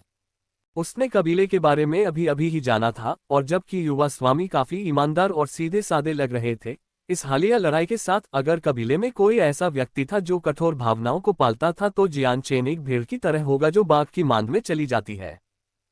हालांकि किन जियाओ ने जियान चेन के निर्णय लेने का इंतजार भी नहीं किया और दोस्ताना तरीके से जियान चेन के कंधे को खींचकर उसके साथ चलने लगा। चलो भाई जियान चेन, जिस क्षण मैंने तुम्हें पहली बार देखा मुझे पता था कि यह भाग्य है। चलो वापस परिसर में चलते हैं और बात करते हैं। वहां खड़ी युवती ने अपने बड़े भाई को अविश्वास से देखा जो जियान चेन को अपने पास पकड़े हुए था जैसे कि वह उसका सगा भाई हो। इससे भी अधिक अविश्वसनीय बात यह थी कि उसने पहली बार अपने बड़े भाई को ऐसे व्यक्ति के साथ अच्छे दोस्त की तरह व्यवहार करते देखा था। युवा स्वामी किन शियाओ और जियान चेन के बीच के रिश्ते में इतनी जल्दी कैसे बदलाव आया, ये देखकर जो संरक्षक पहले लड़ाई देख रहे थे वे एक दूसरे को अविश्वास से देखने लगे। जो व्यक्ति मिंग डोन को मारना चाहता था वह विशेष रूप से चिंतित दिख रहा था। उसका चेहरा चिंताग्रस्त हो गया और उसका चेहरा सिकुड़ गया। जब उसने पहली बार लापरवाही से दोष लगाने की कोशिश की थी तो उसे हर चीज पर पछतावा होने लगा था। तियानकिन कबीला वलोरेंट शहर के भीतर एक अविश्वसनीय रूप से प्रभावशाली कबीला था। उन्हें शहर का नंबर 1 कबीला कहा जा सकता था और यहां तक कि शहर का स्वामी भी तियानकिन कबीले का था और कुलपति का छोटा भाई भी था। भले ही वे वलोरेंट शहर में नंबर 1 कबीले थे, तियानकिन कबीले का मुख्य परिसर शहर के बीच में नहीं था। इसके बजाय वे शहर के किनारे पर एक अधिक सुंदर हिस्से में थे जहां एक अच्छा मनोघर था। मनो के चारों ओर काम किया गया था ताकि उसके चारों ओर नदी की एक धारा बहे और उसके चारों ओर अनगिनत सुगंधित पौधे भी हों। रहस्यमय सुगंध इतनी तेज थी कि जो कोई भी इसे सूंघता वह तुरंत अपनी नींद से जाग जाता। जियान चेन और मिंग डोन दोनों ने किन शियाओ के निमंत्रण को स्वीकार कर लिया और उसके साथ साथ चल पड़े। रास्ते में किन शियाओ ने जियान चेन से अपने कबीले से जुड़ी बातों पर बात करना जारी रखा। हालांकि इनमें से कोई भी बात गोपनीय नहीं थी और ऐसा कुछ भी नहीं था जिसे वलोरेंट सिटी में रहने वाला कोई भी व्यक्ति जान सकता था। तियानकिन कबीले का इतिहास पहले से ही 400 साल पुराना था। अपनी स्थापना के बाद से ही वे वलोरेंट शहर में रहते थे और चुपचाप बढ़ते रहे। 400 साल बाद उनकी ताकत किसी की समझ से परे अविश्वसनीय रूप से मजबूत स्तर पर पहुंच गई थी। यहां तक कि तियानकिन कबीले के युवा स्वामी किन शियाओ को भी इसके बारे में बहुत कम जानकारी थी। तियानकिन कबीले की शुरुआत 2 लोगों ने की थी, इसलिए तियानकिन कबीला 2 भागों में बंट गया। एक भाग को तियान कहा जाता था, दूसरे को किन कहा जाता था। दोनों बराबर की हैसियत और ताकत वाले थे। वे तियानकिन कबीले की बेहतरी के लिए एक दूसरे की मदद करते थे। परिसर में चलते हुए जियान चेन अपने चारों ओर देखता रहा। अपने दिल में वह अपने चांग्यान कबीले से इसकी तुलना करने से खुद को नहीं रोक सका। उसने देखा कि कबीले के पहरेदार उसके कबीले की तरह ही सख्त थे, फिर भी यह उसके चांग्यान कबीले से काफी अलग था। अपनी बहन की ओर सिर घुमाते हुए किन शियाओ बोला, दूसरी बहन चूंकि तुम्हें लौटे हुए काफी समय हो गया है, इसलिए तुम्हें पिताजी से मिलना चाहिए। इतने लंबे समय के बाद पिताजी चिंतित हो गए हैं। किन परिवार की दूसरी बहन अपने बड़े भाई के पीछे चुपचाप खड़ी थी। उसकी दोनों चमकदार आंखें उत्सुकता से झपक रही थी जब वह जियान चेन की पीठ की ओर देख रही थी। हाँ, मुझे पता है। बड़े भाई, कृपया अतिथि का स्वागत करें, मैं पिताजी से मिलने जा रही हूँ। दूसरी बहन दो नौकरानियों के साथ चली गई और जियान चेन और उसके बड़े भाई को अकेला छोड़ दिया। तियानकिन कबीले के परिसर में जियान चेन, मिंग डोंग और किन शियाओ उसके निजी परिसर में बैठे और कुछ शराब और बढ़िया भोजन पर बातचीत की। विदेशी सुगंधों की खुशबू से हर किसी की भूख बढ़ गई। बगल में कुछ नौकरानियां तीनों के लिए शराब परोस रही थीं। भाई जियान चेन, तुम पहले व्यक्ति हो जिसकी मैं किन जियाओ वास्तव में प्रशंसा करता हूं। तुम पहले व्यक्ति हो जिसने इस पीढ़ी में वालोरेंट शहर में मुझे हराया है और मुझे अपनी हार स्वीकार करने के लिए मजबूर किया है। आओ हम टोस्ट करें। किन जियाओ ने अपना प्याला हवा में उठाते हुए कहा। अध्याय 275 देर रात घात। जियान चेन के चेहरे पर एक मजबूरी भरी मुस्कान थी। उसने कभी नहीं सोचा था कि वह और तियानकिन कबीले के युवा स्वामी इतनी जल्दी दोस्त बन जाएंगे। हालांकि किन शियाओ के मुखर और सीधे व्यक्तित्व ने उस पर एक अनुकूल प्रभाव डाला था। एक विनम्र शब्द के साथ जियान चेन ने अपना वाइन कप उठाया और एक घूंट लिया। भाई जियान चेन, आपकी ताकत काफी मजबूत है। भविष्य में जब आपके पास समय होगा तो हमें नोट्स की तुलना करनी चाहिए। अभी गार्ड के कप्तान ही एकमात्र ऐसे व्यक्ति हैं जो मुझसे लड़ने में सक्षम हैं। मेरे साथ लड़ने के लिए बहुत से लोग तैयार नहीं हैं और मैं पृथ्वी संत मास्टर्स से लड़ने की हिम्मत नहीं कर सकता क्योंकि मैं आसानी से पराजित हो जाऊंगा। किन जियो ने अपने कप से पीते हुए समझाया। बेशक, जब तक मैं यहां हूं तब तक मैं निश्चित रूप से भाई किन जियाओ के साथ नोट्स की तुलना करूंगा। जियान चेन हंसा। हालांकि किन जियाओ लड़ते समय भयंकर था, अभी वह बात करने के लिए एक सुखद साथी था। यह उसके इस व्यक्तित्व के कारण था जिसने उसे उन लोगों की तुलना में बेहतर बना दिया जो पाखंडी थे। भाई जियान चेन, मैं देख सकता हूं कि तुम दोनों यहाँ के मूल निवासी नहीं हो। तुम दोनों कहां से आए हो? किन शियाओ ने उत्सुकता से पूछा। जियान चेन ने जवाब देने से पहले झिझकते हुए कहा, ईमानदारी से कहूं तो हम भाड़े के सैनिकों की सभा में भाग लेने के लिए एक दूर के राज्य से आए हैं। हम दोनों ने कई मील की यात्रा की है और कई राज्यों की यात्रा की है। आज ही हम आराम करने के लिए वालोरेंट शहर पहुंचे हैं। हम दोनों में से किसी ने भी नहीं सोचा था कि ऐसा कोई आयोजन होगा। ये सुनकर किन जियाओ ने एक पल के लिए रुककर मेज पर थपकी दी और मुस्कुराया, ये काफी संयोग है। मैंने नहीं सोचा था कि भाई जियान चेन भाड़े के सैनिकों की सभा के लिए भाड़े के सैनिकों के शहर जाना चाहेंगे। हाँ, हम एक ही रास्ते से यात्रा कर रहे हैं। क्या भाई किन जियो भी भाड़े के सैनिकों की सभा में भाग ले सकता है? जियान चेन ने आश्चर्य से पूछा। बेशक, भाड़े के सैनिकों की सभा से मिलने वाले इनाम काफी समृद्ध हैं। महाद्वीप पर एक भी ऐसा गुट नहीं है जो उनके द्वारा लुभाया न जाए। हमारा तियानकिन कबीला अलग नहीं है। भाड़े के सैनिकों की इस सभा में हम अपने साथ सेना में शामिल होने के लिए कुछ सदस्यों को ला रहे हैं। किन शियाओ ने उत्साह से कहा। भाई जियान चेन, आप और मैं दोस्त हैं, इसलिए आपको अभी तियानकिन कबीले में ही रहना चाहिए। अब से 2 महीने बाद हम भाड़े के सैनिकों के शहर के लिए रवाना हो सकते हैं। ये सुनकर जियान चेन की भौहें थोड़ी सिकुड़ गईं। किन जियाओ, भाड़े के सैनिकों की सभा शुरू होने में अभी आधा साल भी नहीं बचा है। तब तक हजारों किलोमीटर बाकी हैं और अगर हम वालोरेंट शहर में 2 महीने बिताते हैं तो हमारे पास वहां पहुंचने के लिए कोई समय नहीं होगा। किन जियाओ ने हंसते हुए कहा, ऐसा लगता है कि भाई जियान चेन ने पहले कभी स्पेस गेट के बारे में नहीं सुना है। Space gate. जियान चेन एक पल के लिए उलझन में पड़ गया क्योंकि उसने सोचने की कोशिश की कि स्पेस गेट क्या है। फिर उसके चेहरे पर खुशी छा गई और उसने कहा, किन जियाओ, क्या ये हो सकता है कि आपके तियानकिन कबीले के पास स्पेस गेट हो? स्पेस गेट कुछ ऐसा था जिसका जिक्र जियान चेन ने चांग्यान कबीले और कारगत अकादमी के पुस्तकालयों में देखा था। अफवाहों के अनुसार स्पेस गेट रहस्यमयी पोर्टल थे जो एक स्थानिक संरचना से बने थे जो महाद्वीप के भीतर दुर्लभ थे। स्पेस गेट कुछ ऐसा था जिसे केवल संत राजा ही बना सकते थे, और इसलिए केवल 7 राजधानी शहरों में ही स्पेस गेट था। ऐसी अफवाह थी कि स्पेस गेट एक व्यक्ति को दूसरी तरफ जाने के बाद हजारों किलोमीटर की यात्रा करने की अनुमति देने में सक्षम था। स्पेस गेट वास्तव में दुनिया के सबसे गहन रहस्यों में से एक थे और लंबी दूरी की यात्रा करने के लिए एकमात्र सक्षम प्रवेश द्वार थे। जियान चेन के शब्दों ने किन शियाओ को कड़वी हंसी दी। भाई जियान चेन, आप हमारे तियानकिन कबीले के बारे में बहुत अधिक सोचते हैं। ऐसी रहस्यमयी चीज हमारे तियानकिन कबीले द्वारा कैसे नियंत्रित की जा सकती है? हमारे झुया साम्राज्य के पास भी स्पेस गेट का नियंत्रण नहीं है। हालांकि हमारे सहयोगी राज्यों में से एक के पास एक है, इसलिए हमारा तियानकिन कबीला इसका उपयोग करके भाड़े के शहर तक पहुंचने की योजना बना रहा है। तो यह ऐसा ही है, जियान चेन ने स्पष्टता से कहा। वह स्पेस गेट के बारे में सुनकर उत्साहित था। उनमें से एक के साथ वह बिना किसी परेशानी के मर्सिनरी सिटी तक पहुंच सकेगा। अभी जियान चेन अपने फैसले पर वैलोरेंट सिटी आने के बारे में मन ही मन खुश हो रहा था। अन्यथा वह अपनी परेशानियों से निपटने के लिए स्पेस गेट का उपयोग कभी नहीं कर पाता। हालांकि तियान युआन महाद्वीप के अभिलेखों में कहा गया है कि केवल 7 राजधानी शहरों में ही स्पेस गेट था, लेकिन वह केवल सतह पर था। गुप्त रूप से पूरे महाद्वीप में कई और स्पेस गेट छिपे हुए थे, जिनका कोई भी सटीक पता नहीं लगा पाया था। तियानकिन कबीले के अध्ययन कक्ष के भीतर क्या जियो एर हमारे तियानकिन कबीले में एक बाहरी व्यक्ति को ले आए हैं? परेशानी वाली बात है, कितनी परेशानी वाली बात है। हमारा तियानकिन कबीला ऐसी जगह नहीं है जहां कोई भी घुस सकता है। महंगे कपड़े पहने एक अधेड़ उम्र का आदमी अपनी कुर्सी पर बैठते हुए गुस्से से बोला। वह व्यक्ति 40 साल से ज्यादा उम्र का था और उसके चेहरे पर एक बुजुर्ग जैसी ताकत थी। उसके शब्दों में तनाव था और उसकी आंखों में चमक थी। अधेड़ उम्र के आदमी के दूसरी तरफ एक सफेद लबादा पहने एक व्यक्ति खड़ा था।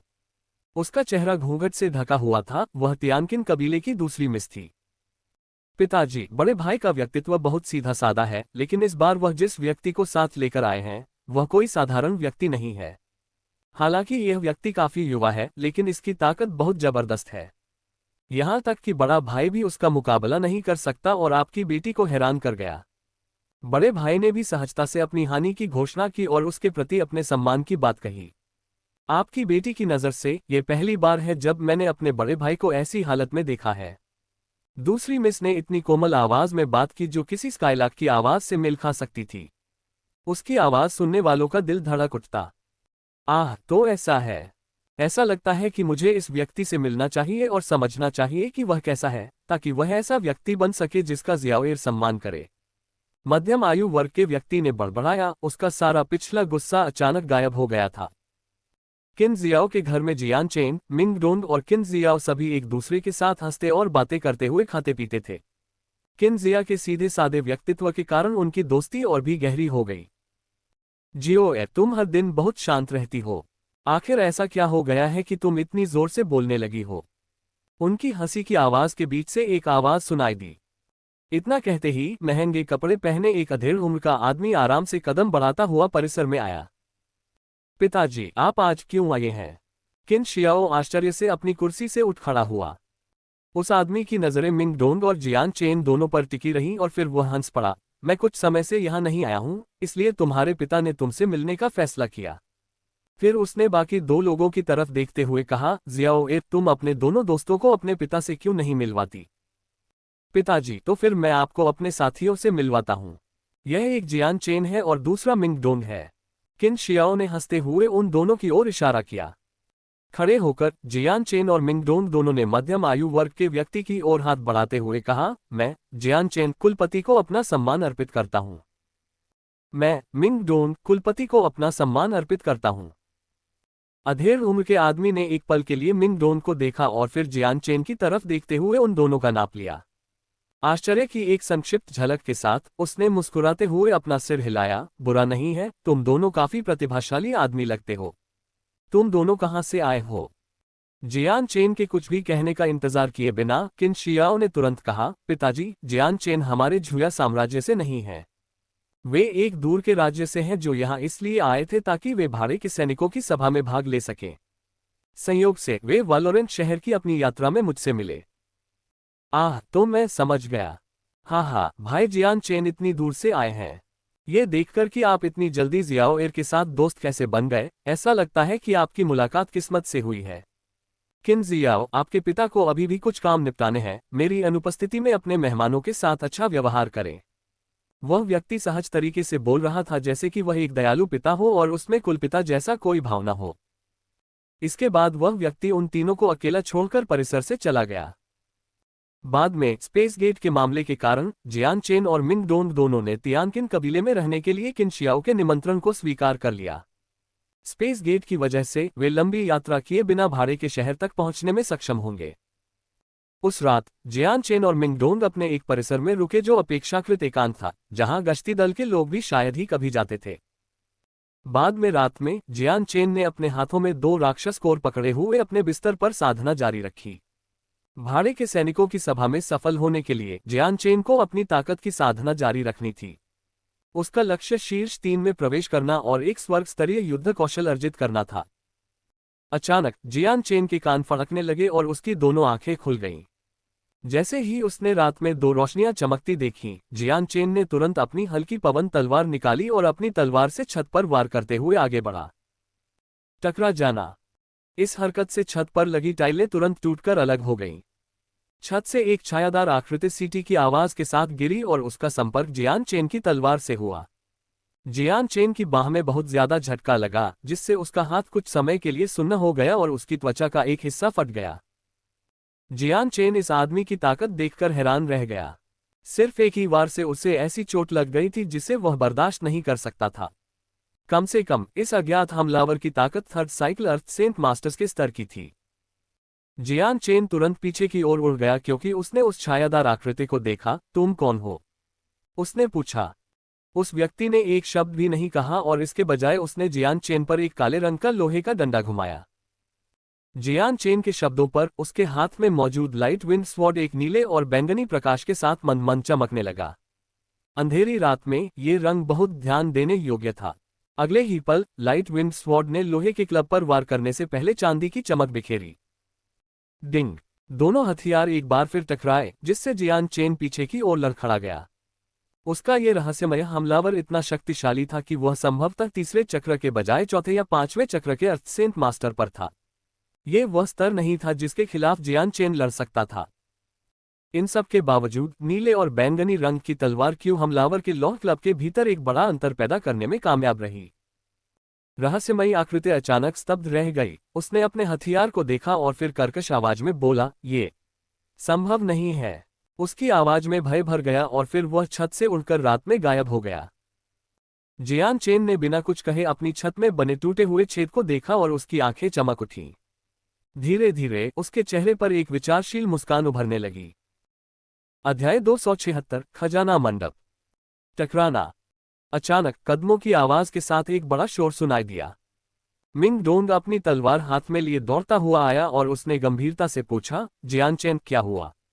आगे बढ़ते हुए उसने अपनी चमकती आंखों से छत में एक बड़ा छेद देखा। जियान चेन की ओर देखते हुए उसने चिंता से पूछा, जियान चेन क्या तुम ठीक हो? अपना हाथ हिलाते हुए जियान चेन ने कहा, मैं ठीक हूं। हम तियानकिन कबीले के परिसर में हैं और अभी अभी वालोरेंट शहर में बिना किसी दुश्मन के पहुंचे हैं। आखिर कौन तुम पर हमला करना चाहेगा? मिंग डोंग ने उत्सुकता से पूछा। जियान चेन ने हंसते हुए कहा, यह किसी दुश्मन का काम नहीं है। इसके बजाय यह मुझे परखने की उनकी कोशिश है। एक परीक्षण। मिंग डोंग के चेहरे पर आश्चर्य का भाव था। तो आप कह रहे हैं कि जिन लोगों ने बिना किसी कारण के आप पर हमला किया है वे? जियान चेन ने मिंग डोंग को चुप कराने के लिए अपना हाथ ऊपर उठाया। यह एक ऐसा मामला है जिसके बारे में हम समझौता कर चुके हैं और अब हम इससे अधिक कुछ नहीं कहेंगे। मिंग डोंग कुछ देर के लिए चुप हो गया और फिर बुदबुदाया, कोई आश्चर्य नहीं कि इलाके में गश्त कर रहे गार्ड सतर्क नहीं थे। तो क्या यह ऐसा था? मिंग डोंग, बहुत देर हो चुकी है, तुम्हें अपने कमरे में वापस चले जाना चाहिए। ये कहते हुए जियान चेन ने अपने बिस्तर पर वापस चढ़ने से पहले गिरी हुई टाइलों को ठीक करना शुरू कर दिया। अगर तुम ऐसा कहती हो तो मैं वापस चला जाऊंगा। बिना एक और शब्द कहे मिंग डोंग जियान चेन को और परेशान किए बिना अपने कमरे में लौट आया। जैसे जैसे रात बीतती गई और सुबह होती गई, किन जियाओ सुबह सुबह जियान चेन के कमरे में आया और देखा कि दरवाजा टूटा हुआ था, जिसे मिंग डोंग ने लात मारकर खोला था। स्तब्ध नजर से उसने तुरंत चिल्लाकर कहा, भाई जियान चेन, क्या तुम अभी भी यहाँ हो? किन जियाओ, अंदर आओ। जियान चेन की शांत आवाज उसके कमरे के अंदर से आई। कमरे में प्रवेश करते ही किन जियो ने कमरे की छत पर एक बड़ा छेद देखा और फर्श पर टूटी हुई टाइलों का ढेर लगा हुआ था। यह दृश्य देखकर किन शियाओ हैरान रह गया। अपने चारों ओर देखते हुए उसने पूछा, भाई जियान चेन, कल रात आखिर हुआ क्या था? यहाँ इतनी गंदगी क्यों है, जैसे कोई लड़ाई हुई हो? जियान चेन ने एक सहज मुस्कान के साथ कहा, यह कोई बड़ी बात नहीं थी। कल रात एक रहस्यमय काले वस्त्रधारी व्यक्ति ने मुझ पर हमला किया, लेकिन भाई किन शियाओ को इस मामले से चिंतित नहीं होना चाहिए। क्या कल रात किसी ने तुम पर हमला किया? किन जियाओ ने चौंक कर कहा, फिर तुरंत क्रोधित हो गया, कौन हिम्मत करेगा? सोचिए, कोई मेरे तियानकिन कबीले में ऐसा अपराध करने की कोशिश करेगा। ऐसा लगता है कि उन गार्डों को भी बदल दिया जाना चाहिए, वे बेकार के लोग हैं। भाई जियान चेन, मैं अपने पिता को इसकी सूचना दूंगा, आप चिंता न करें। चाहे वह कोई भी हो जिसने तुम पर हमला किया हो, मेरा तियानकिन कबीला निश्चित रूप से इस हत्यारे को नहीं छोड़ेगा। ऐसा कोई व्यक्ति कभी नहीं हुआ जो हमारे तियानकिन कबीले के सम्मान को ठेस पहुंचाने की हिम्मत करे। किन जियाओ ने अपने पिता के पास इतने गुस्से से जाने से पहले गुस्से से चिल्लाया कि जियान चेन भी उन्हें शांत नहीं कर सका। ऐसा लगता है कि किन जियो को कल रात की घटनाओं के बारे में पता नहीं था। किन जियो को पीछे हटते देख जियान चेन ने अपनी खिड़की से खुद से कहा। जल्दी ही लोगों का एक समूह वापस उस जगह आ गया जहां जियान चेन था। समूह का नेता किन जियाओ था, उसके साथ तियानकिन कबीले के मुखिया और कुछ अन्य गार्ड भी थे। जियान चेन जल्दी से कमरे से बाहर निकल गया और कुलपति की ओर हाथ बढ़ाकर कहा, जियान चेन, कुलपति तियानकिन का आदरपूर्वक अभिवादन करता है। कुलपति ने हंसते हुए कहा, भाई जियान चेन को इतना विनम्र होने की जरूरत नहीं है। मैंने सुना है कि कल रात आपको दौरा पड़ा था, क्या ये सच है? हाँ, जियान चेन ने जवाब दिया। उस उत्तर के बाद कुलपति का रवैया बेहद गंभीर हो गया, क्योंकि उसने उस दरवाजे की ओर देखा जिसे मिंग डोंग ने लात मारकर गिरा दिया था। खुद ही उस दृश्य की जांच करते हुए उसका चेहरा उस पल के लिए और भी शर्मिंदा हो गया, जब वह चिल्लाया, ये कितना हास्यास्पद है, किसी की हिम्मत कैसे हुई कि वह मेरे तियानकिन कबीले के साथ इस तरह से पेश आए। एक तीव्र चमक के साथ उसने अपने साथ आए एक गार्ड को घूरते हुए कहा, तुम किस तरह के गार्ड के कप्तान हो? एक दुश्मन के लिए जो हमारे कबीले में घुसपैठ करने से इतना बेखौफ है, तुम किस काम के हो? ये सुनकर वहां मौजूद पहरेदार घबरा गए और जमीन पर घुटने टेकने लगे। कृपया मेरे स्वामी, हम घुसपैठिए की जांच करने के लिए हर संभव प्रयास करेंगे। कृपया हमें खुद को छुड़ाने का यह एक मौका दें। बहुत कम योगदान के बावजूद हमारे तियानकिन कबीले के लिए आपकी वर्षों की सेवा के कारण मैं आपको अस्थायी रूप से माफ कर दूंगा। जल्दी करो और पता लगाओ कि हमारे तियानकिन कबीले के साथ ऐसा किसने किया। कुलपति ने सख्त लहजे में आदेश दिया। हम कुलपति को उनकी दयालुता के लिए धन्यवाद देते हैं। हम निश्चित रूप से पता लगा लेंगे कि घुसपैठिया कौन था। गार्डों ने माफी मिलने पर बात की और अपना आभार प्रकट करने के लिए झुके। कुलपति ने जियान चेन की ओर देखा और उनकी गंभीरता देखते ही देखते गायब हो गई। भाई जियान चेन, मैं सच में माफी मांगना चाहता हूँ। ये सोचना कि मेरे तियानकिन कबीले में मेहमान रहते हुए आपको अटैक आया, ये वाकई अप्रत्याशित है। हालांकि कृपया चिंता न करें, मेरा तियानकिन कबीला जिम्मेदार व्यक्ति का पीछा करेगा और यह सुनिश्चित करेगा कि आपकी संतुष्टि के लिए उसे आपको सौंप दिया जाए। उसके बगल में खड़े पहरेदारों ने एक दूसरे को कुछ उलझन में देखा। जियान चेन के संबंध में उन्हें उसके बारे में बहुत कम जानकारी थी। उन्हें केवल इतना पता था कि युवा स्वामी ने उसके साथ अच्छे दोस्त बनाए थे, लेकिन तियानकिन कबीले के कुलपति ने इस नाजुक युवा के साथ उनकी सोच से कहीं ज्यादा अच्छा व्यवहार करना शुरू कर दिया था।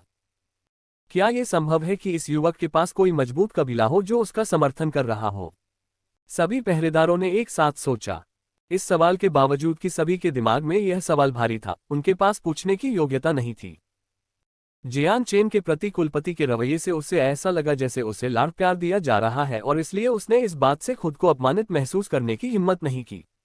अपने हाथों को एक साथ रखते हुए जियान चेन ने कहा, कुलपति तियानकिन बहुत दयालु है। कल की रात कोई गंभीर बात नहीं थी, इसलिए कृपया इस पर अपना ज्यादा प्रयास बर्बाद न करें। यह निश्चित नहीं हो सकता है कि यह मेरा कोई दुश्मन था जो मुझे मारने के लिए मेरा पीछा कर रहा था। इसके बाद कुलपति ने जियान चेन को कुछ विदाई शब्द कहकर विदा किया तथा गश्ती दल के सदस्यों को यह सुनिश्चित करने का आदेश दिया कि ऐसी घटना दोबारा न हो। किन शियाओ जियान चेन के पास गया। उसकी सुडौल काया के साथ जियान चेन की दुबली काया से उसकी तुलना स्पष्ट रूप से दिखाई दे रही थी। उसके कंधे पर थपकी देते हुए किन शियाओ ने कहा, भाई जियान चेन, कल रात की घटना ने तुम्हें चौंका दिया होगा। अच्छा हुआ कि तुम सुरक्षित बच गए, वरना मैं खुद को माफ नहीं कर पाता। हंसते हुए जियान चेन ने कुछ शब्द कहे और फिर किन जियो को उसे वालोरेंट शहर में घुमाने ले जाने की अनुमति दे दी। वालोरेंट शहर बहुत बड़ा था और इसका केंद्र बहुत समृद्ध था। जब किन जियाओ ने जियान चेन और मिंग डोंग दोनों को पूरे शहर में घुमाया तो उन्हें शहर की कई संपन्न सड़कें मिली। फिर अंततः तीनों एक विशाल इमारत के सामने रुके जिस पर बड़े ही सुंदर अक्षरों में ट्रेजर पवेलियन लिखा हुआ था। भाई जियान चेन, ये वह जगह है जहां वालोरेंट शहर में खजानों का सबसे बड़ा जमावड़ा है। ये वह जगह है जहां सबसे दुर्लभ खजाने पाए जा सकते हैं। चलो अंदर चलते हैं और एक नजर डालते हैं, किन जियाओ ने जियान चेन से कहा। खजाना मंडप के भीतर कई भव्य वेशभूषा पहने हुए पुरुष कई मजबूत दिखने वाले भाड़े के सैनिकों के साथ घूम रहे थे, जो अपने आसपास के सामान को ध्यानपूर्वक देख रहे थे। भाई जियान चेन, इस जगह पर सबसे शानदार खजानों का एकाधिकार है। यहाँ ऐसी कई चीजें भी हैं जिनके बारे में मुझे जानकारी नहीं है, जो शायद प्राचीन काल की हैं। हालांकि उनका कोई व्यावहारिक उपयोग नहीं हो सकता है, लेकिन अगर उन्हें इकट्ठा किया जाए तो वे काफी अच्छी लगती हैं। इसलिए कई लोग अपने संग्रह के लिए चीजें ढूंढने के लिए यहाँ इकट्ठा होते हैं। हालांकि बहुत कम ही लोग होते हैं जो बाद में एक या दो अज्ञात खजाने खरीदते हैं, किन जियाओ ने अपने आसपास मौजूद सामानों को देखते हुए कहा। अचानक जियान चेन के डेंटिन के भीतर की नीली और बैंगनी तलवार आत्माएं एक बार हिली और फिर जियान चेन को मानसिक रूप से संदेश भेजा। उस संदेश पर जियान चेन बता सकता था कि दोनों तलवार आत्माएं उत्साहित महसूस कर रही थीं। जियान चेन का दिल धड़क उठा जब उसने चारों ओर देखा। अपने चेहरे पर कोई बदलाव किए बिना उसने कहा, भाई किन शियाओ, मैं फिर एक नजर डालने जा रहा हूं। आगे बढ़ो, जब जाने का समय होगा तो मैं तुम्हें बुला लूंगा, किन शियाओ ने जवाब दिया। इसके बाद जियान चेन और मिंग डोंग दूसरी मंजिल पर चढ़ गए। जिस क्षण उन्होंने दूसरी मंजिल पर पैर रखा, जियान चेन ने एक पल के लिए आगे बढ़ना बंद कर दिया और फिर ऊपर चढ़ना जारी रखा। जैसे ही जियान चेन चौथी मंजिल के पास पहुंचा, दो मजबूत दिखने वाले लोगों ने सीढ़ियों पर उसका रास्ता रोक दिया। उनमें से एक ने जियान चेन को देखा और फिर विनम्रता से बोला, माफ करना मेरे मालिक, लेकिन केवल पर्पल कार्ड वाले ही इस मंजिल में प्रवेश कर सकते हैं। जबकि पर्पल कार्ड पैसे जमा करने और बचाने का एक तरीका था, तियान युआन महाद्वीप के भीतर पर्पल कार्ड किसी के धन का भी प्रतीक था। ये स्टेटस का प्रतीक था जो स्पष्ट रूप से इमारत की चौथी मंजिल में प्रवेश करने की आवश्यकता भी थी। हाथ हिलाने पर एक बैंगनी कार्ड सामने आया। उन दो आदमियों की ओर देखते हुए उसने कहा, क्या अब मुझे अंदर जाने की अनुमति दी जा सकती है? बेशक, कृपया मेरे महाराज अंदर आइए। दोनों व्यक्तियों ने तुरंत उन्हें अपने आगे निकल जाने का इशारा किया। जियान चेन गार्डों को पार करके चौथी मंजिल पर चला गया, लेकिन जैसे ही मिंग डोंग उसके पीछे जाने वाला था, दो लोगों ने तुरंत एक बार फिर उसका रास्ता रोक दिया। मेरे स्वामी, कृपया हमें अपना पर्पल कार्ड भी दिखाएं। यदि आप अपना पर्पल कार्ड नहीं दिखा सकते हैं तो हमारे नियमों के अनुसार आपको चौथी मंजिल पर प्रवेश की अनुमति नहीं दी जा सकती है। उन शब्दों के साथ मिंग डोंग के चेहरे पर कड़वाहट का भाव था और फिर उसने जियान चेन की ओर मुस्कुराते हुए कहा, जियान चेन, तुम आगे जा सकते हो, मैं नीचे तुम्हारा इंतजार करूंगा। एक मिनट रुको, जियान चेन ने मिंग डोंग को रुकने के लिए कहा। अपने हाथ की एक और लहर के साथ उसके हाथों में एक बैंगनी कार्ड दिखाई दिया। इसे मिंग डोंग के हाथों में थमाते हुए जियान चेन वहां मौजूद दो गार्डों की ओर मुड़ा और सख्ती से बोला, क्या उसे अब प्रवेश की अनुमति है? दोनों गार्डों ने एक दूसरे को कुछ हिचकिचाहट के साथ देखा, फिर वे नर्म पड़ गए। हालांकि वे दोनों देख सकते थे कि मिंग डोंग के हाथ में पर्पल कार्ड उसका नहीं था, लेकिन इमारत के नियमों में केवल ये निर्धारित किया गया था कि प्रवेश की अनुमति के लिए किसी के पास पर्पल कार्ड होना चाहिए। इसमें कभी नहीं कहा गया था कि पर्पल कार्ड व्यक्ति का होना चाहिए, इसलिए मिंग डोंग ने कोई नियम नहीं तोड़ा था। चौथी मंजिल नीचे की मंजिलों की तुलना में काफी खाली थी। पूरी मंजिल पर कई अजीबोगरीब और विचित्र वस्तुएं प्रदर्शित थीं। कई अलग अलग रंग के पत्थरों से लेकर लोहे के अजीबोगरीब टुकड़ों तक, यहाँ तक कि कई प्राचीन दिखने वाले मिट्टी के बर्तन और चीनी मिट्टी के बर्तन भी थे। संक्षेप में, देखने के लिए कई शानदार चीजें थीं, कुछ अतीत की और कई बिल्कुल भी साधारण दिखने वाली चीजें नहीं थीं। हालांकि उनका क्या उपयोग हो सकता है, यह कोई नहीं जानता था। अध्याय 277, अजीब 5 रंग का पत्थर। ट्रेजर पवेलियन की चौथी मंजिल में कई तरह की रहस्यमयी चीजें थीं। पत्थर का एक बड़ा स्लैब हवा में 1 मीटर ऊपर तैर रहा था और धीरे धीरे एक हल्के नीले रंग से चमक रहा था। स्लैब के नीचे उसे सहारा देने के लिए कुछ भी नहीं था, इसलिए इस स्लैब को देखने वाला कोई भी व्यक्ति समझ सकता था कि यह कोई साधारण चीज नहीं है। एक अन्य लाल कुर्सी पर लोहे की रेत का एक छोटा सा ढेर था। लोहे की रेत का रंग गहरा था और उसमें से लगातार काली लौ निकलती रहती थी। ईंधन के रूप में उसके आसपास की हवा के अलावा और कुछ नहीं था। आग लगातार जलती रहती थी और कभी बुझती नहीं थी। इसके अलावा वहां कुछ अन्य विचित्र क्रिस्टल भी थे जो चमक रहे थे, साथ ही कुछ प्राचीन दिखने वाले मिट्टी के बर्तन भी थे। ट्रेजर पवेलियन की चौथी मंजिल पर पहले मंजिल के मुकाबले ज्यादा लोग नहीं थे। वहां सिर्फ 20 महंगे कपड़े पहने पुरुष थे जो आराम से घूम रहे थे और अपनी पसंद की कोई चीज चुन रहे थे। जियान चेन ने कमरे के बीच में रुकने से पहले नीले और बैंगनी रंग की तलवार आत्माओं से महसूस की जा रही संवेदनाओं का अनुसरण करना शुरू किया। उसके ठीक सामने काउंटर पर अनगिनत चमकते हुए पत्थर थे। हर एक पत्थर एक वयस्क के हाथ के आकार का था जो रात के मोती के समान एक कमजोर रोशनी उत्सर्जित करता था, लेकिन ये रात के मोती नहीं थे, वे बस अजीब दिखने वाले पत्थर थे जिनके अंदर थोड़ी मात्रा में ऊर्जा स्पंदित हो रही थी। गहरी अनुभूति के बाद जियान चेन की नजर एक अंगूठे के आकार के रत्न पर पड़ी। ये रत्न बिल्कुल गोल था और कई अलग अलग रंगों से चमक रहा था। पत्थर के अंदर एक अजीब पैटर्न था जो विशेष रूप से आंखों को आकर्षित कर रहा था। जियान चेन जानता था कि यह अजीब 5 रंग का पत्थर ही कारण था कि तलवार आत्माएं इतनी खुश थीं, जिसका अर्थ था कि यह एक साधारण पत्थर नहीं था। चौथी मंजिल के मैनेजर को बुलाकर जियान चेन ने कीमत के बारे में पूछताछ की। खजाने के मंडप की चौथी मंजिल का प्रबंधक एक सफेद बालों वाला बुजुर्ग था।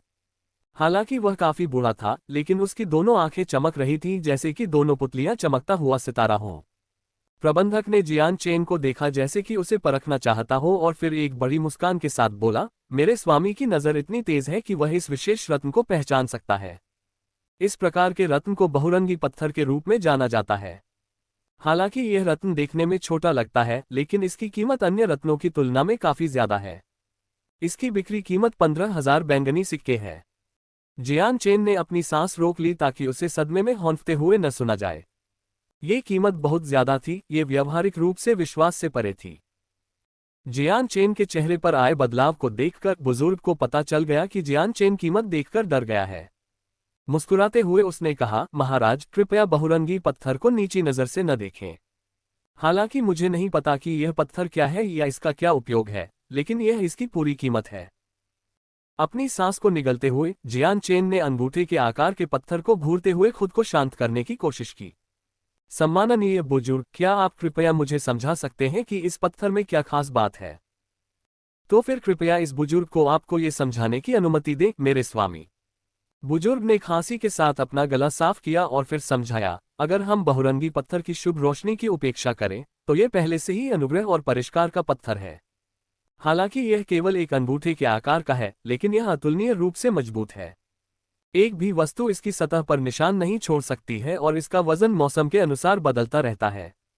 वास्तव में यह एक रहस्यमय पत्थर है। जियान चेन का दिल धड़क उठा, क्योंकि वह कुछ संदेह के साथ बोलने से पहले दिलचस्पी दिखाने लगा था। मौसम के अनुसार वजन बदलने में सक्षम होना। आदरणीय बुजुर्ग, क्या आप कृपया इसे विस्तार से समझा सकते हैं? चौथी मंजिल के प्रबंधक ने हंसते हुए कहा, महाराज, ये बहुरंगी पत्थर हमारे वालोरेंट शहर में कुछ दिन पहले ही आया है, लेकिन इससे पहले ही हमारे ट्रेजर पवेलियन में कई लोगों के देखने के लिए सामान के रूप में रखा जा चुका है। पत्थर की रहस्यमयी सुंदरता हमें पहले ही काफी स्पष्ट रूप से दिखाई दे चुकी है। साफ आसमान वाले दिन बहुरंगी पत्थर 5 अलग अलग रंगों में चमकना शुरू कर देगा, जैसा कि अभी है।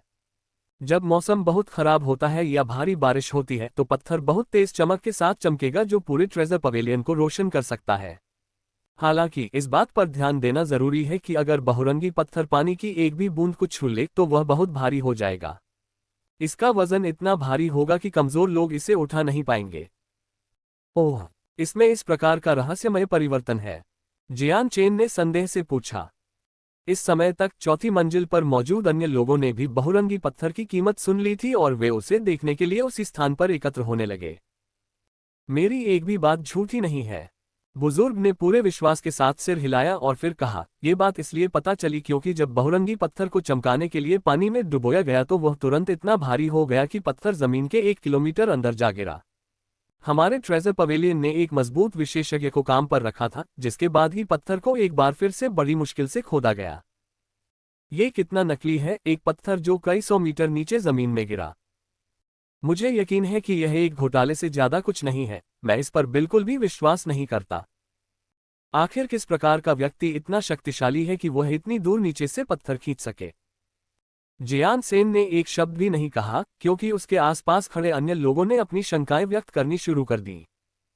आप मुझ पर विश्वास करें या नहीं, यह आप पर निर्भर है, लेकिन ट्रेजर पवेलियन की प्रतिष्ठा दांव पर लगी है, इसलिए ऐसी बात पर झूठ बोलना हमारे लिए उचित नहीं है। मैंने नहीं सोचा था कि यह पत्थर इतनी रहस्यमयी वस्तु होगी। मैं इससे बहुत प्रभावित हूं, आदरणीय बुजुर्ग, मैं इस पत्थर को खरीदना चाहूंगा। जियान चेन ने उसे देखकर मुस्कुराया। जियान चेन की हरकतों ने मिंग डोन को चौंका दिया। अपने कपड़े पकड़ते हुए उसने जल्दी से पूछा, जियान चेन, पागल मत बनो। भले ही यह पत्थर उतना ही जादुई हो जितना वे कहते हैं, लेकिन यह उस पैसे के लायक नहीं है जो वे मांग रहे हैं।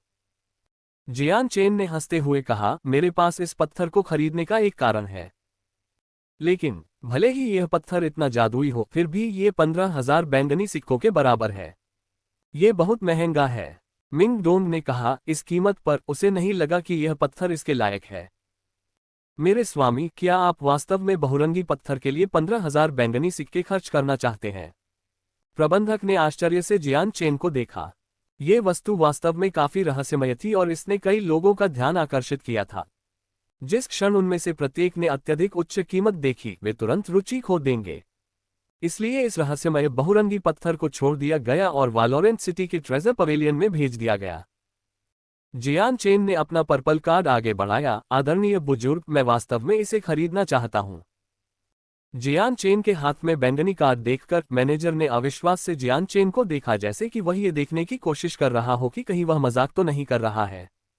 बैंगनी कार्ड लेते ही उसके चेहरे पर तुरंत मुस्कान आ गई। मेरे स्वामी वास्तव में एक सकारात्मक व्यक्ति हैं। ये बहुरंगी पत्थर हमारे ट्रेजर पवेलियन के घेरे में दर्जनों सालों से घूम रहा है, लेकिन अब इसे आखिरकार एक मालिक मिल गया है।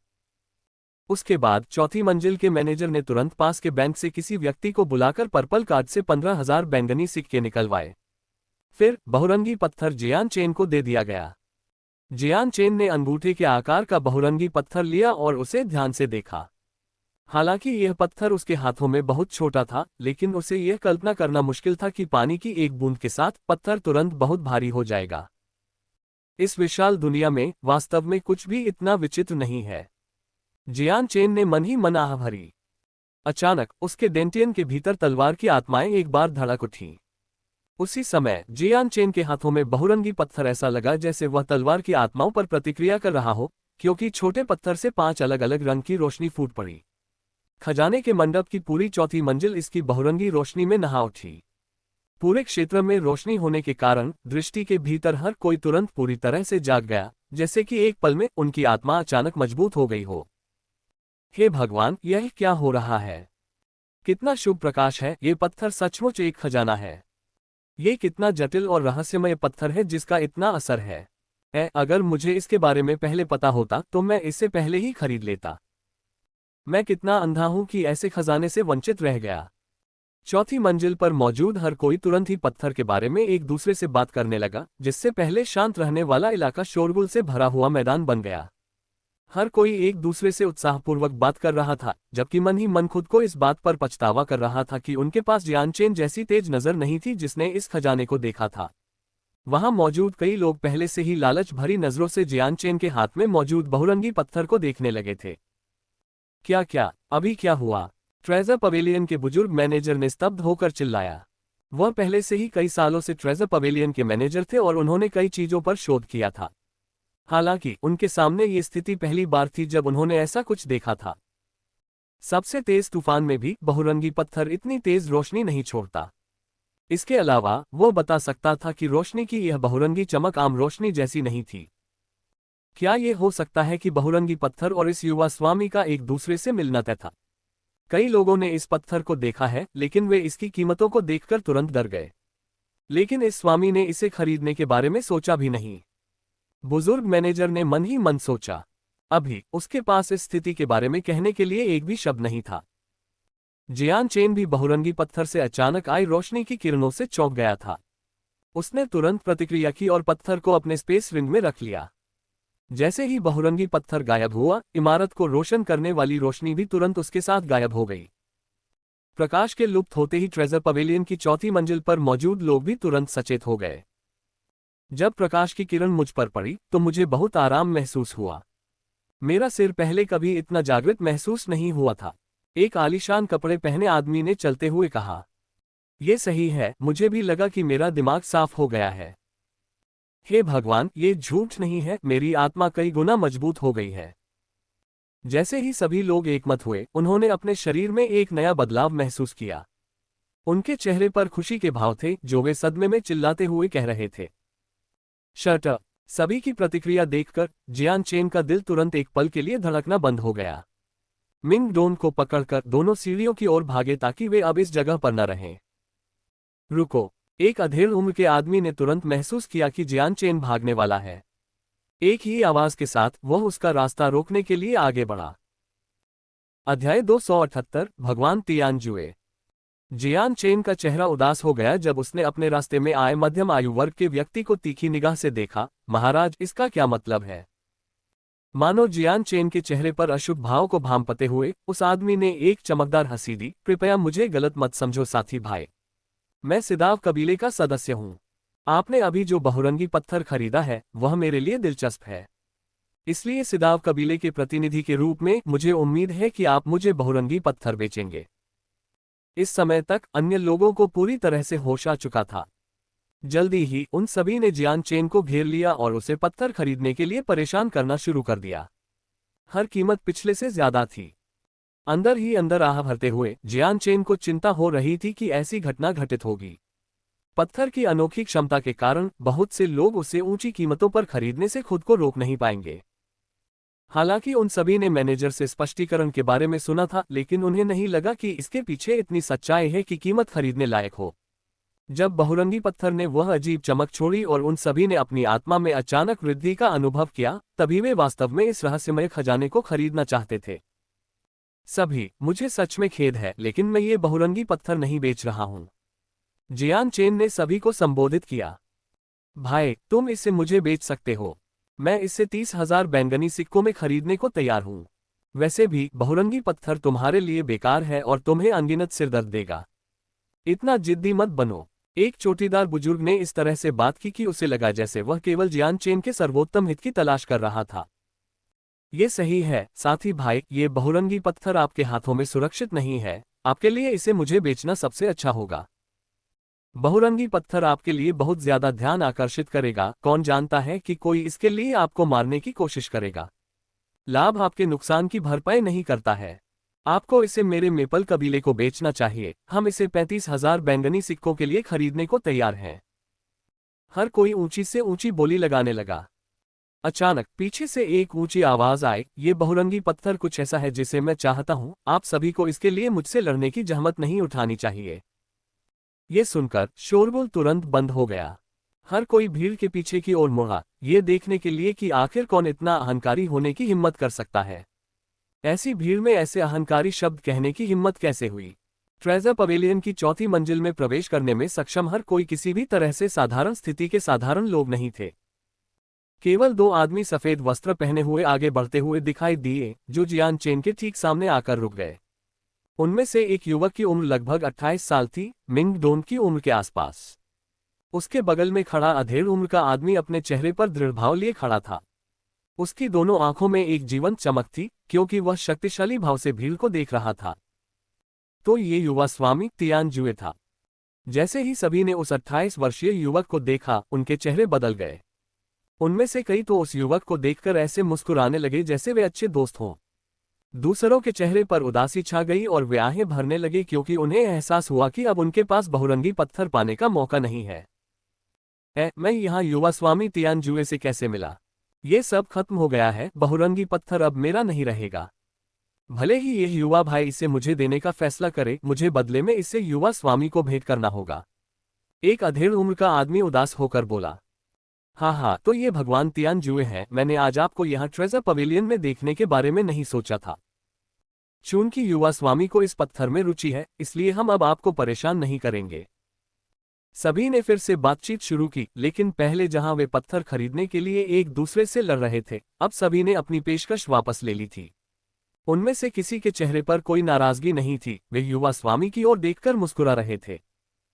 ये देखकर कि हर कोई उसे देखकर खुश है, युवक जियान चेन की ओर बढ़ा और घमंडी लहजे में बोला, बहुरंगी पत्थर सौंप दो।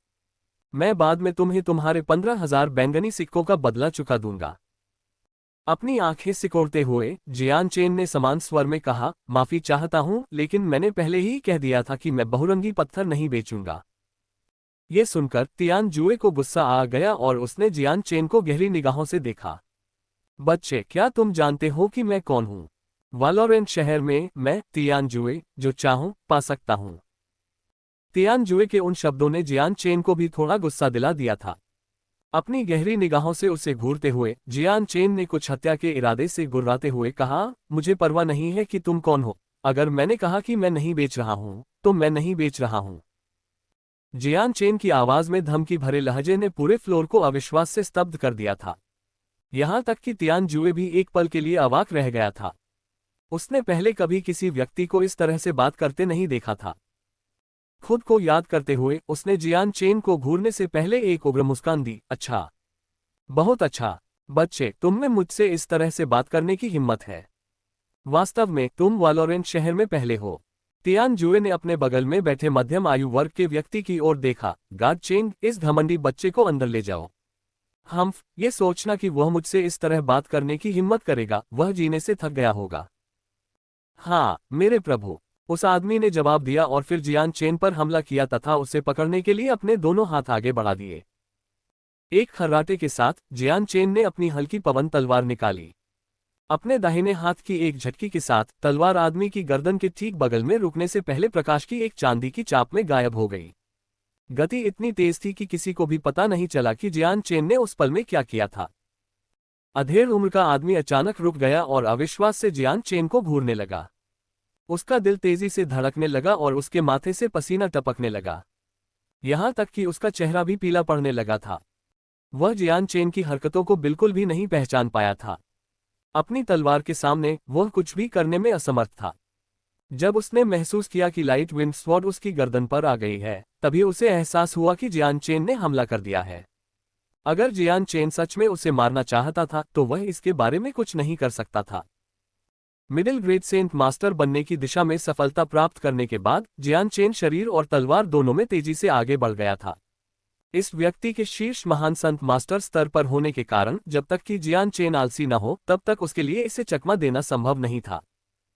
यह दृश्य देखकर चौथी मंजिल पर मौजूद सभी लोग स्तब्ध रह गए और जियान चेन को खेद और सहानुभूति दोनों से देखने लगे। घृणास्पद, मेरे गार्ड पर भी वार करना। तुम सच में मुसीबत को बुलावा दे रहे हो। तियान जुए ने भयंकर गुस्से से कहा। आखिर कौन इतना शोर मचा रहा है?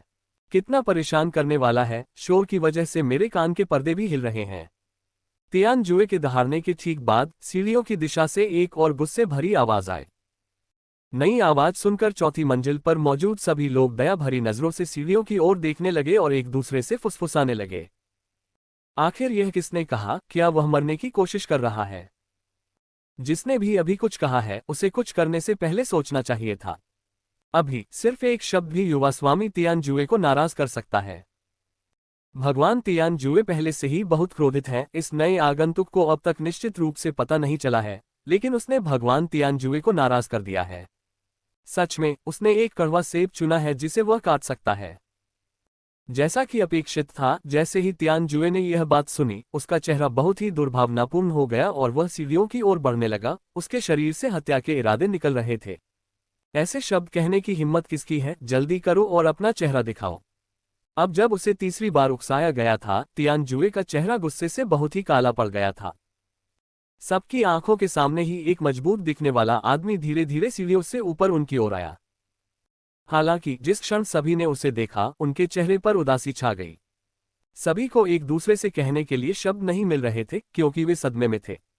जब उन्होंने पहले तियान जुए को बोलते सुना था तो वे सभी ये देखने के लिए मुस्कुरा रहे थे कि आगे क्या होगा, लेकिन उनके चेहरों की मुस्कान तुरंत गायब हो गई और उसकी जगह अत्यंत भय का भाव आ गया। क्यों किन जियाओ, तो ये तुम थे?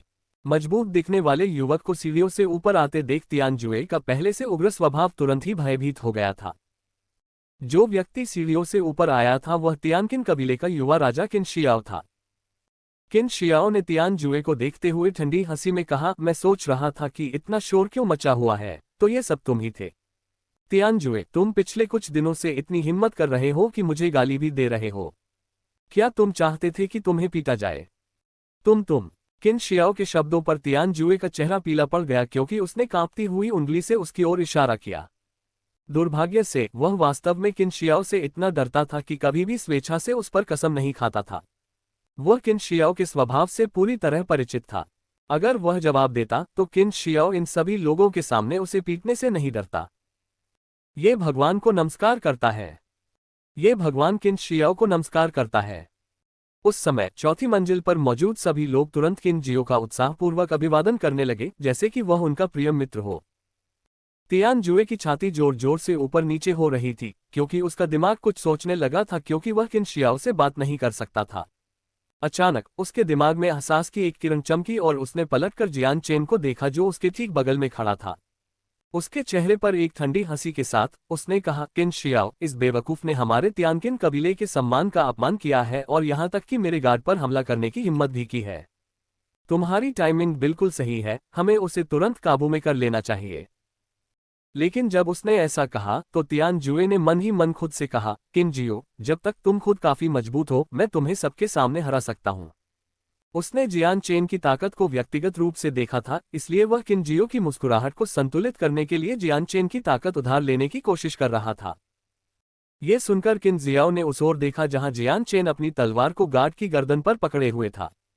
इस पर किन जियाओ को यह जानने की भी जरूरत नहीं थी कि क्या हो रहा है। तुरंत उसका चेहरा गुस्से से लाल हो गया क्योंकि उसकी मुट्ठी तेजी से तियानजुए की छाती पर जोरदार ताली के साथ लगी, जिससे वह जमीन पर गिरने से पहले कुछ कदम पीछे हट गया। साले तियानजियो, तुम मेरे भाई को भड़काने के लिए भी पिटना चाहते हो। किन जियो गुस्से में दहाड़ते हुए सबके सामने कसम खाने लगा। अध्याय 279, 5 रंग के पत्थर से आई मुसीबत। तियानजुए किन शियाओ की गुस्से भरी मुट्ठी का जवाब देने में सक्षम नहीं था, इसलिए वह सिर्फ जियान चेन और किन शियाओ को अवाक होकर घूरता रहा। कई बार अपना मुंह खोलकर और बंद करके वह उलझन में चिल्लाया, किन शियाओ, तुम क्या कह रहे हो? वह तुम्हारा भाई है। अभी अगर तियानजुए मरना चाहता तो उसके पास इसका समाधान भी होता। शुरू में वह जियान चेन का इस्तेमाल करके किन जियाओ को एक दूसरे के खिलाफ खड़ा करके उनकी छवि खराब करना चाहता था। उसने यह नहीं सोचा था कि अचानक हुई इस घटना से न केवल उसने किन जियाओ के भाई का अपमान किया था, बल्कि उसने जियान चेन द्वारा किन जियाओ को सबक सिखाने का मौका भी खो दिया था। इसके अलावा उसने जियान चेन को धमकाने के लिए अपने कबीले की ताकत का इस्तेमाल करने की क्षमता भी खो दी थी, क्योंकि अगर किन जियाओ किसी एक का पक्ष लेती तो वह जियान चेन का साथ देता। अगर ऐसा होता तो तियानजुए के पास कोई और मौका नहीं होता। किन शियाओ तियानजुए की ओर बढ़ा और उसकी छाती पर एक और वार किया। मुक्का इतना शक्तिशाली था कि उसने तियानजुए को कुछ कदम पीछे हटने पर मजबूर कर दिया। अगर उसकी अपनी ताकत न होती तो वह और दूर जाकर पीठ के बल जमीन पर गिर जाता। उसके शरीर पर 2 और लगातार प्रहारों के बाद तियानजुए इसे और सहन नहीं कर सका और भयंकर क्रोध से भरा एक तीर चलाया। किन जियो, ज्यादा उग्र मत बनो। ज्यादा? तुम ही ज्यादा हो। तियानजुए, तुम बदमाश हो। मेरे भाई को धमकाने की कोशिश करने के बाद तुम्हारी हिम्मत कैसे हुई कि तुम कहो कि मैं ही ज्यादा हूं? मेरे भाई को इतनी आसानी से धमकाया नहीं जा सकता। किन जियाओ गुस्से से दहाड़ उठा। तियानजुए को कोई मुंह नहीं दिखाते हुए उसने तियानजुए पर हावी होना जारी रखा। चौथी मंजिल पर मौजूद सभी लोग दूर खड़े होकर इस दृश्य को उत्सुकता से देख रहे थे। उनमें से किसी के भी चेहरे पर आश्चर्य का भाव नहीं था, मानो उन्हें इस परिणाम की उम्मीद थी। किन जियाओ, तुम बकवास कर रहे हो। मैंने तुम्हारे भाई को कैसे धमकाया? तियानजुए ने गुस्से से कहा, जैसे उसके साथ गलत व्यवहार किया जा रहा हो। हालांकि उसने जियान चेन को धमकाने और उससे बहुरंगी पत्थर छीनने के लिए अपने कबीले की ताकत का इस्तेमाल करने की कोशिश की। दुर्भाग्य से न केवल जियान चेन उससे डरता नहीं था, बल्कि उसने उसके गार्ड पर हमला भी किया था, जिससे तियानजुए को अब काफी परेशानी महसूस हो रही थी क्योंकि उसके पास कोई विकल्प नहीं बचा था। तियानजुए, बोलने की कोशिश भी मत करो। ऐसा मत सोचो कि मैं नहीं जानता कि तुम किस तरह के व्यक्ति हो। तुमने वैलोरेंट सिटी में बहुत से लोगों को बहुत समय तक धमकाया है। अगर मुझे नहीं भी पता होता तो आज का दिन होता। ये सोचना कि तुम मेरे भाई को धमकाने की हिम्मत करोगे, तुम सच में शेर का दिल और तेंदुए की हिम्मत खाने की कोशिश कर रहे हो। तियानजुए, तुम बदमाश हो, आज वह दिन है जब मैं एल्डर तियान से तुम्हें एक अच्छा सबक सिखाऊंगा। किन जियो ने तियानजुए पर एक बार फिर दोनों मुट्ठियां पटकने से पहले दहाड़ लगाई। तियानजुए किन शियाओ से बहुत कमजोर था, इसलिए उसके खिलाफ कोई कार्रवाई करने में वह पूरी तरह से असमर्थ था। किन शियाओ की मुट्ठियां तियानजुए पर जोरदार आवाज के साथ सीधे लगी। हालांकि मुट्ठियां चोट पहुंचाती हुई लग रही थीं, लेकिन वे इतनी गंभीर नहीं थीं क्योंकि किन शियाओ ने भी तियानजुए को ज्यादा चोट पहुंचाने की हिम्मत नहीं की थी। किन जियाओ, बस तुम इंतजार करो, जब हम वापस आएंगे तो मेरे पिता को जरूर इस बारे में पता चलेगा। तुम्हें सजा मिलेगी। तियानजुए ने चिल्लाते हुए किन जियाओ की मुट्ठियों से बचने की कोशिश की। मैंने गिनती ही छोड़ दी है कि तुमने ये कितनी बार कहा है। किन जियो ने तिरस्कार के साथ हंसा।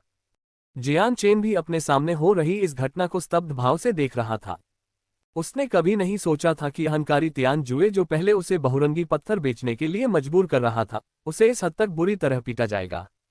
उसकी सारी अहंकारी बहादुरी तुरंत ही खत्म हो गई थी। अभी जियान चेन अनुमान लगा सकता था कि तियानजुए और किन शियाओ दोनों एक ही तियानकिन कबीले से थे। किन शियाओ किन परिवार से था और तियानजुए तियान परिवार से था।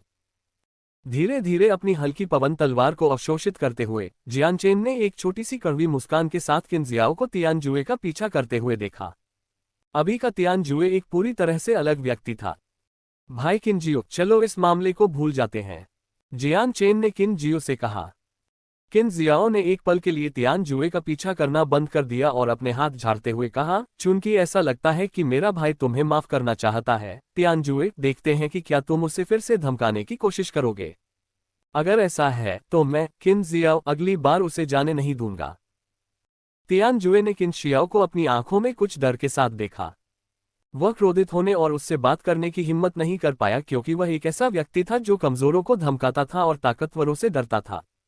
कबीले में किन शियाओ की ताकत और स्थिति उसकी अपनी स्थिति से कहीं ज्यादा थी। व्यवहारिक रूप से कबीले में हर कोई उसकी देखभाल करता था जैसे कि वह एक प्यारा मोती हो। इस तरह की देखभाल उस तरह के औसत दर्जे के व्यक्ति की तुलना में कहीं बेहतर थी जो उसके जैसे साधना में हो सकती थी। कुछ ही देर बाद तियानजुए ने जियान चेन को एक गहरी नजर से घूरा। आज की घटनाओं और उसके साथ हुए अपमान का सारा दोष जियान चेन पर था। जियान चेन के पास जाकर किन जियो ने यह देखने के लिए कि क्या जियान चेन को कोई नुकसान पहुंचा है, उसके कंधे पर थपकी दी। भाई जियान चेन, क्या तुम ठीक हो? हाँ, मैं ठीक हूँ। यह अच्छी बात है कि भाई किन जियाओ इतनी जल्दी आ गया, अन्यथा मुझे परिणामों का डर है। जियान चेन हंसा। ऐसा कहते हुए उसने सीढ़ियों की रखवाली कर रहे दो आदमियों की ओर देखा। वे दोनों आदमी अभी भी सीढ़ियों पर भावशून्य खड़े थे और ठंडी निगाहों से देख रहे थे, लेकिन ये देखते हुए कि जियान चेन किसी तरह किन जियाओ का अच्छा दोस्त था, वे एक पल के लिए ही झिझक पाए और फिर बिना कुछ कहे चुपचाप चले गए। खजाना मंडप में इस अनुभव के बाद जियान चेन, मिंग डोंग और किन शियाओ तियानकिन कबीले में वापस लौटने के लिए इमारत से बाहर चले गए। तियानकिन कबीले के परिसर में जियान चेन और मिंग डोंग दोनों को एक और सुंदर दिखने वाले आवासीय क्षेत्र में ले जाया गया। इस बार किन शियाओ का परिसर पहले से भी ज्यादा उनके करीब था। जब जियान चेन अपने कमरे में दाखिल हुआ तो उसने दरवाजे और खिड़कियां बंद कर दी, जिससे कमरे की सारी रोशनी मंद हो गई। अपने बिस्तर पर बैठे बैठे जियान चेन ने अपने स्पेस बेल्ट से बहुरंगी पत्थर निकाला जिसे उसने ट्रेजर पवेलियन में रहते हुए खरीदा था। जिस क्षण बहुरंगी पत्थर उसके हाथ में आया, उसके डेंटियन के भीतर तलवार की आत्माएं एक बार फिर हिलने लगी, जिससे जियान चेन के मन में टेलीपैथिक रूप से एक खुशी की भावना पैदा हुई। उसी समय बहुरंगी पत्थर ने एक समृद्ध प्रकाश उत्सर्जित करना शुरू कर दिया जो कमरे में भर गया। तुरंत सांवला कमरा बहुरंगी प्रकाश से भर गया जो दीवार की दरारों से होकर बाहर की ओर निकल आया। जियान चेन खुद पत्थर से निकलने वाली विभिन्न रंगों की चमक में डूबा हुआ था। आसपास के इलाके की रखवाली कर रहे गश्ती दल के लोग सिर्फ जियान चेन के कमरे से अचानक आई रोशनी को देख पाए। आश्चर्य से चिल्लाते हुए गार्ड के कप्तान ने तुरंत आदेश दिया, जल्दी से जाओ और कुलपति को सूचित करो, और एक गार्ड को तुरंत रिपोर्ट करने के लिए भेज दिया। कमरे के अंदर जियान चेन रोशनी में नहाता रहा। उसकी आत्मा अब बेहद खुश महसूस कर रही थी और वह महसूस कर सकता था कि यह पहले से कहीं ज्यादा बड़ी मात्रा में फैल रही है। इसके अलावा जिस चीज ने उसे और भी ज्यादा चौंका दिया था वही ये थी कि उसके दिमाग में एक मानसिक छवि स्पष्ट रूप से दिखाई देने लगी थी। उसके दिमाग में दिखाई देने वाला यह नज़ारा किसी तरह उसके कमरे के आसपास का पूरा बाहरी क्षेत्र था। यह उसके दिमाग में एक दीवार स्क्रॉल की तरह दिखाई दिया और जियान चेन किसी तरह एक एकल धब्बा देख सका जो कि जमीन पर रेंगती हुई चींटी थी। आखिर क्या हो रहा है? ये बहुरंगी पत्थर कितना शक्तिशाली और रहस्यमय है। जियान चेन सदमे में चिल्लाया। अचानक उसके डेंटियन के भीतर तलवार आत्माएं एक बार फिर हिल उठी, क्योंकि उसके शरीर के बाहर एक नीला और बैंगनी प्रकाश की चमक दिखाई दी। एक फ्लैश में उन्होंने बहुरंगी पत्थर को घेर लिया और फिर उसके शरीर में वापस गायब हो गए, जिससे बहुरंगी पत्थर की रोशनी और नीला और बैंगनी चमक दोनों गायब हो गए। बहुरंगी पत्थर के गायब होने के साथ ही पत्थर से निकलने वाली रोशनी भी दुनिया से गायब हो गई और फिर रहस्यमय तरीके से जियान चेन के दिमाग के अंदर की दुनिया में प्रवेश कर गई। यहां तक कि बाहरी दुनिया की छवि भी जो वह देख रहा था गायब हो गई। जब जियान चेन ने अपनी हथेली पर खाली जगह देखी तो उसका चेहरा तुरंत उदास हो गया और वह चिल्लाया, पत्थर कहाँ है? ये ठीक वही क्षण था जब जियान चेन को एहसास हुआ कि बहुरंगी पत्थर कहीं नहीं मिला। जियान चेन को अपने दिल में चिंता होने लगी। बहुरंगी पत्थर एक दुर्लभ खजाना था जो किसी की आत्मा को बढ़ा सकता था। अगर यह बिना किसी निशान के गायब हो गया तो यह उसके लिए एक बड़ा झटका होगा। यदि किसी को ऐसा दुर्लभ खजाना प्राप्त हो जाए जिसका उपयोग वह स्वयं को बेहतर बनाने के लिए कर सके, तो वह निश्चित रूप से उसे नहीं ले पाएगा यदि वह बिना किसी निशान के गायब हो जाए। उसके दिमाग में एक चमक सी कौंधी, जैसे ही उसे कुछ एहसास हुआ और उसने राहत की सांस ली।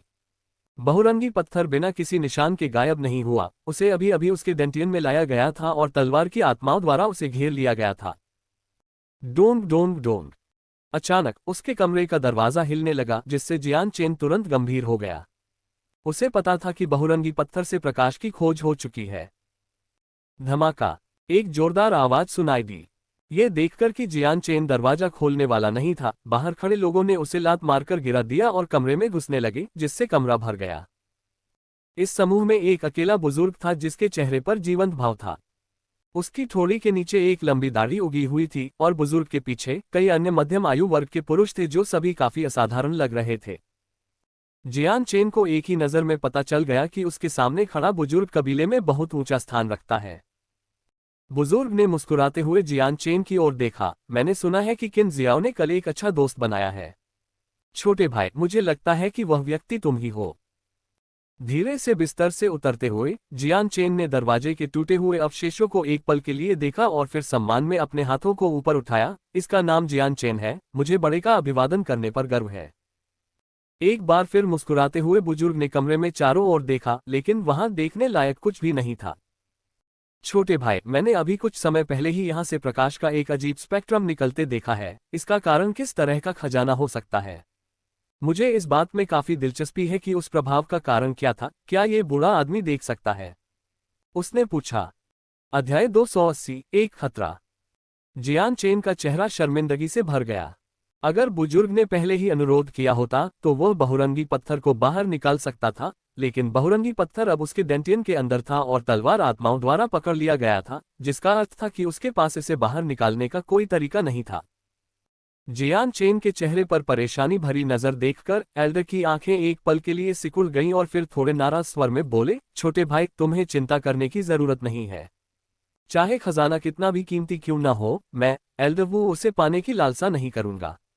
मैं सिर्फ ये देखना चाहता हूं कि आखिर खजाना क्या है। सम्माननीय बुजुर्ग, ये व्यक्ति वास्तव में खेद व्यक्त करता है, लेकिन मैं बहुरंगी पत्थर को बाहर नहीं निकाल सकता। जियान चेन ने अपने चेहरे पर मुस्कुराहट लाने की कोशिश की। दुर्भाग्य से इस समूह का आना काफी असामयिक था। वे अभी अभी आई ही थे कि बहुरंगी पत्थर उनके डेंटियन में घुस गया और उन्हें समझाने का कोई मौका नहीं दिया। आखिरकार यह एक अकल्पनीय घटना थी, भले ही वह सच बोल दे, कोई भी उस पर विश्वास नहीं कर पाएगा। आप इसे बाहर नहीं निकाल सकते। क्या ऐसा हो सकता है कि आप चिंतित हैं कि हमारे यहाँ के सम्मानित बुजुर्ग आपके घटिया खजाने को लेने की कोशिश करेंगे? वरिष्ठ, वो हमारे तियानकिन कबीले में निर्णायक शक्ति रखते हैं, फिर वह आपके खजाने से ईर्ष्या कैसे कर सकते हैं? आपका खजाना कुछ सिक्कों से ज्यादा कुछ नहीं है। हमारे एल्डर वो इसे एक प्रतिष्ठित वस्तु के रूप में कैसे देख सकते हैं?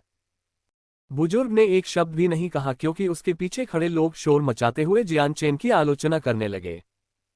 जियान चेन के चेहरे पर एक पल के लिए भाव फीके पड़ गए और फिर उसने अपने हाथों को कप में भर लिया। बड़े वो, ये व्यक्ति सम्माननीय बड़े से खजाना छिपाना नहीं चाहता, लेकिन क्योंकि एक अप्रत्याशित परिवर्तन हुआ है, इसलिए मैं इसे नहीं दिखा सकता। जियान चेन ने बहुत ही कम बर्फ के साथ समान रूप से बात की। अगर दूसरा पक्ष उस पर दबाव डालने की कोशिश करता रहा तो वह उनका सामना नहीं करेगा। यहां अपनी खोखली बातें मत कहो, बस जल्दी करो और हमारे एल्डर वू के लिए सामान ले आओ। कबीले में उसकी हैसियत को देखते हुए उसे तुम्हारा सामान लेने से क्या लाभ होगा? एक युवक ने जियान चेन से ठंडे स्वर में कहा। रास्ते से हट जाओ, मुझे जाने दो। इस समय पीछे से एक दहाड़ सुनाई दी जिससे सभी लोग मुड़ गए। एक मजबूत दिखने वाला युवक भीड़ के बीच से भागता हुआ कमरे में आया और जैसे ही सभी ने उसे देखा वे सभी रास्ते से हटने लगे और अपने हाथों को एक साथ जोड़कर कहा, मेरे स्वामी। जो व्यक्ति तेजी से भाग रहा था वह किन जियाओ था। भतीजे शियाओ, तुम यहाँ क्यों आए हो? युवक को देखकर एल्डर वू के चेहरे पर मुस्कान आ गई और उन्होंने उससे कोमल स्वर में सवाल पूछा। किन शियाओ का अपने कबीले में काफी प्रभाव था और भले ही एल्डर वू का भी कबीले में काफी प्रभाव था, फिर भी वह उसके साथ बहुत ज्यादा अत्याचार करने की हिम्मत नहीं कर सका। किन शियाओ ने एल्डर वू की ओर एक नजर डाली और कठोर स्वर में बोला, एल्डर वू, मुझे ही आपसे ये सवाल पूछना चाहिए था। यह मेरे भाई जियान चेन का घर है।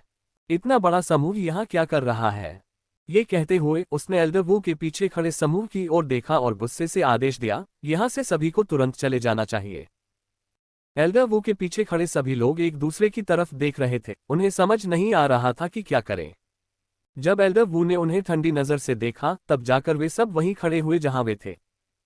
ये देखकर किन जियो के चेहरे पर क्रोध का भाव था। जैसे ही वह एक बार फिर आदेश देने वाला था, अचानक घर के बाहर से एक गरिमामयी आवाज सुनाई दी। मैं चाहता हूं कि सभी लोग अभी यहां आ जाएं।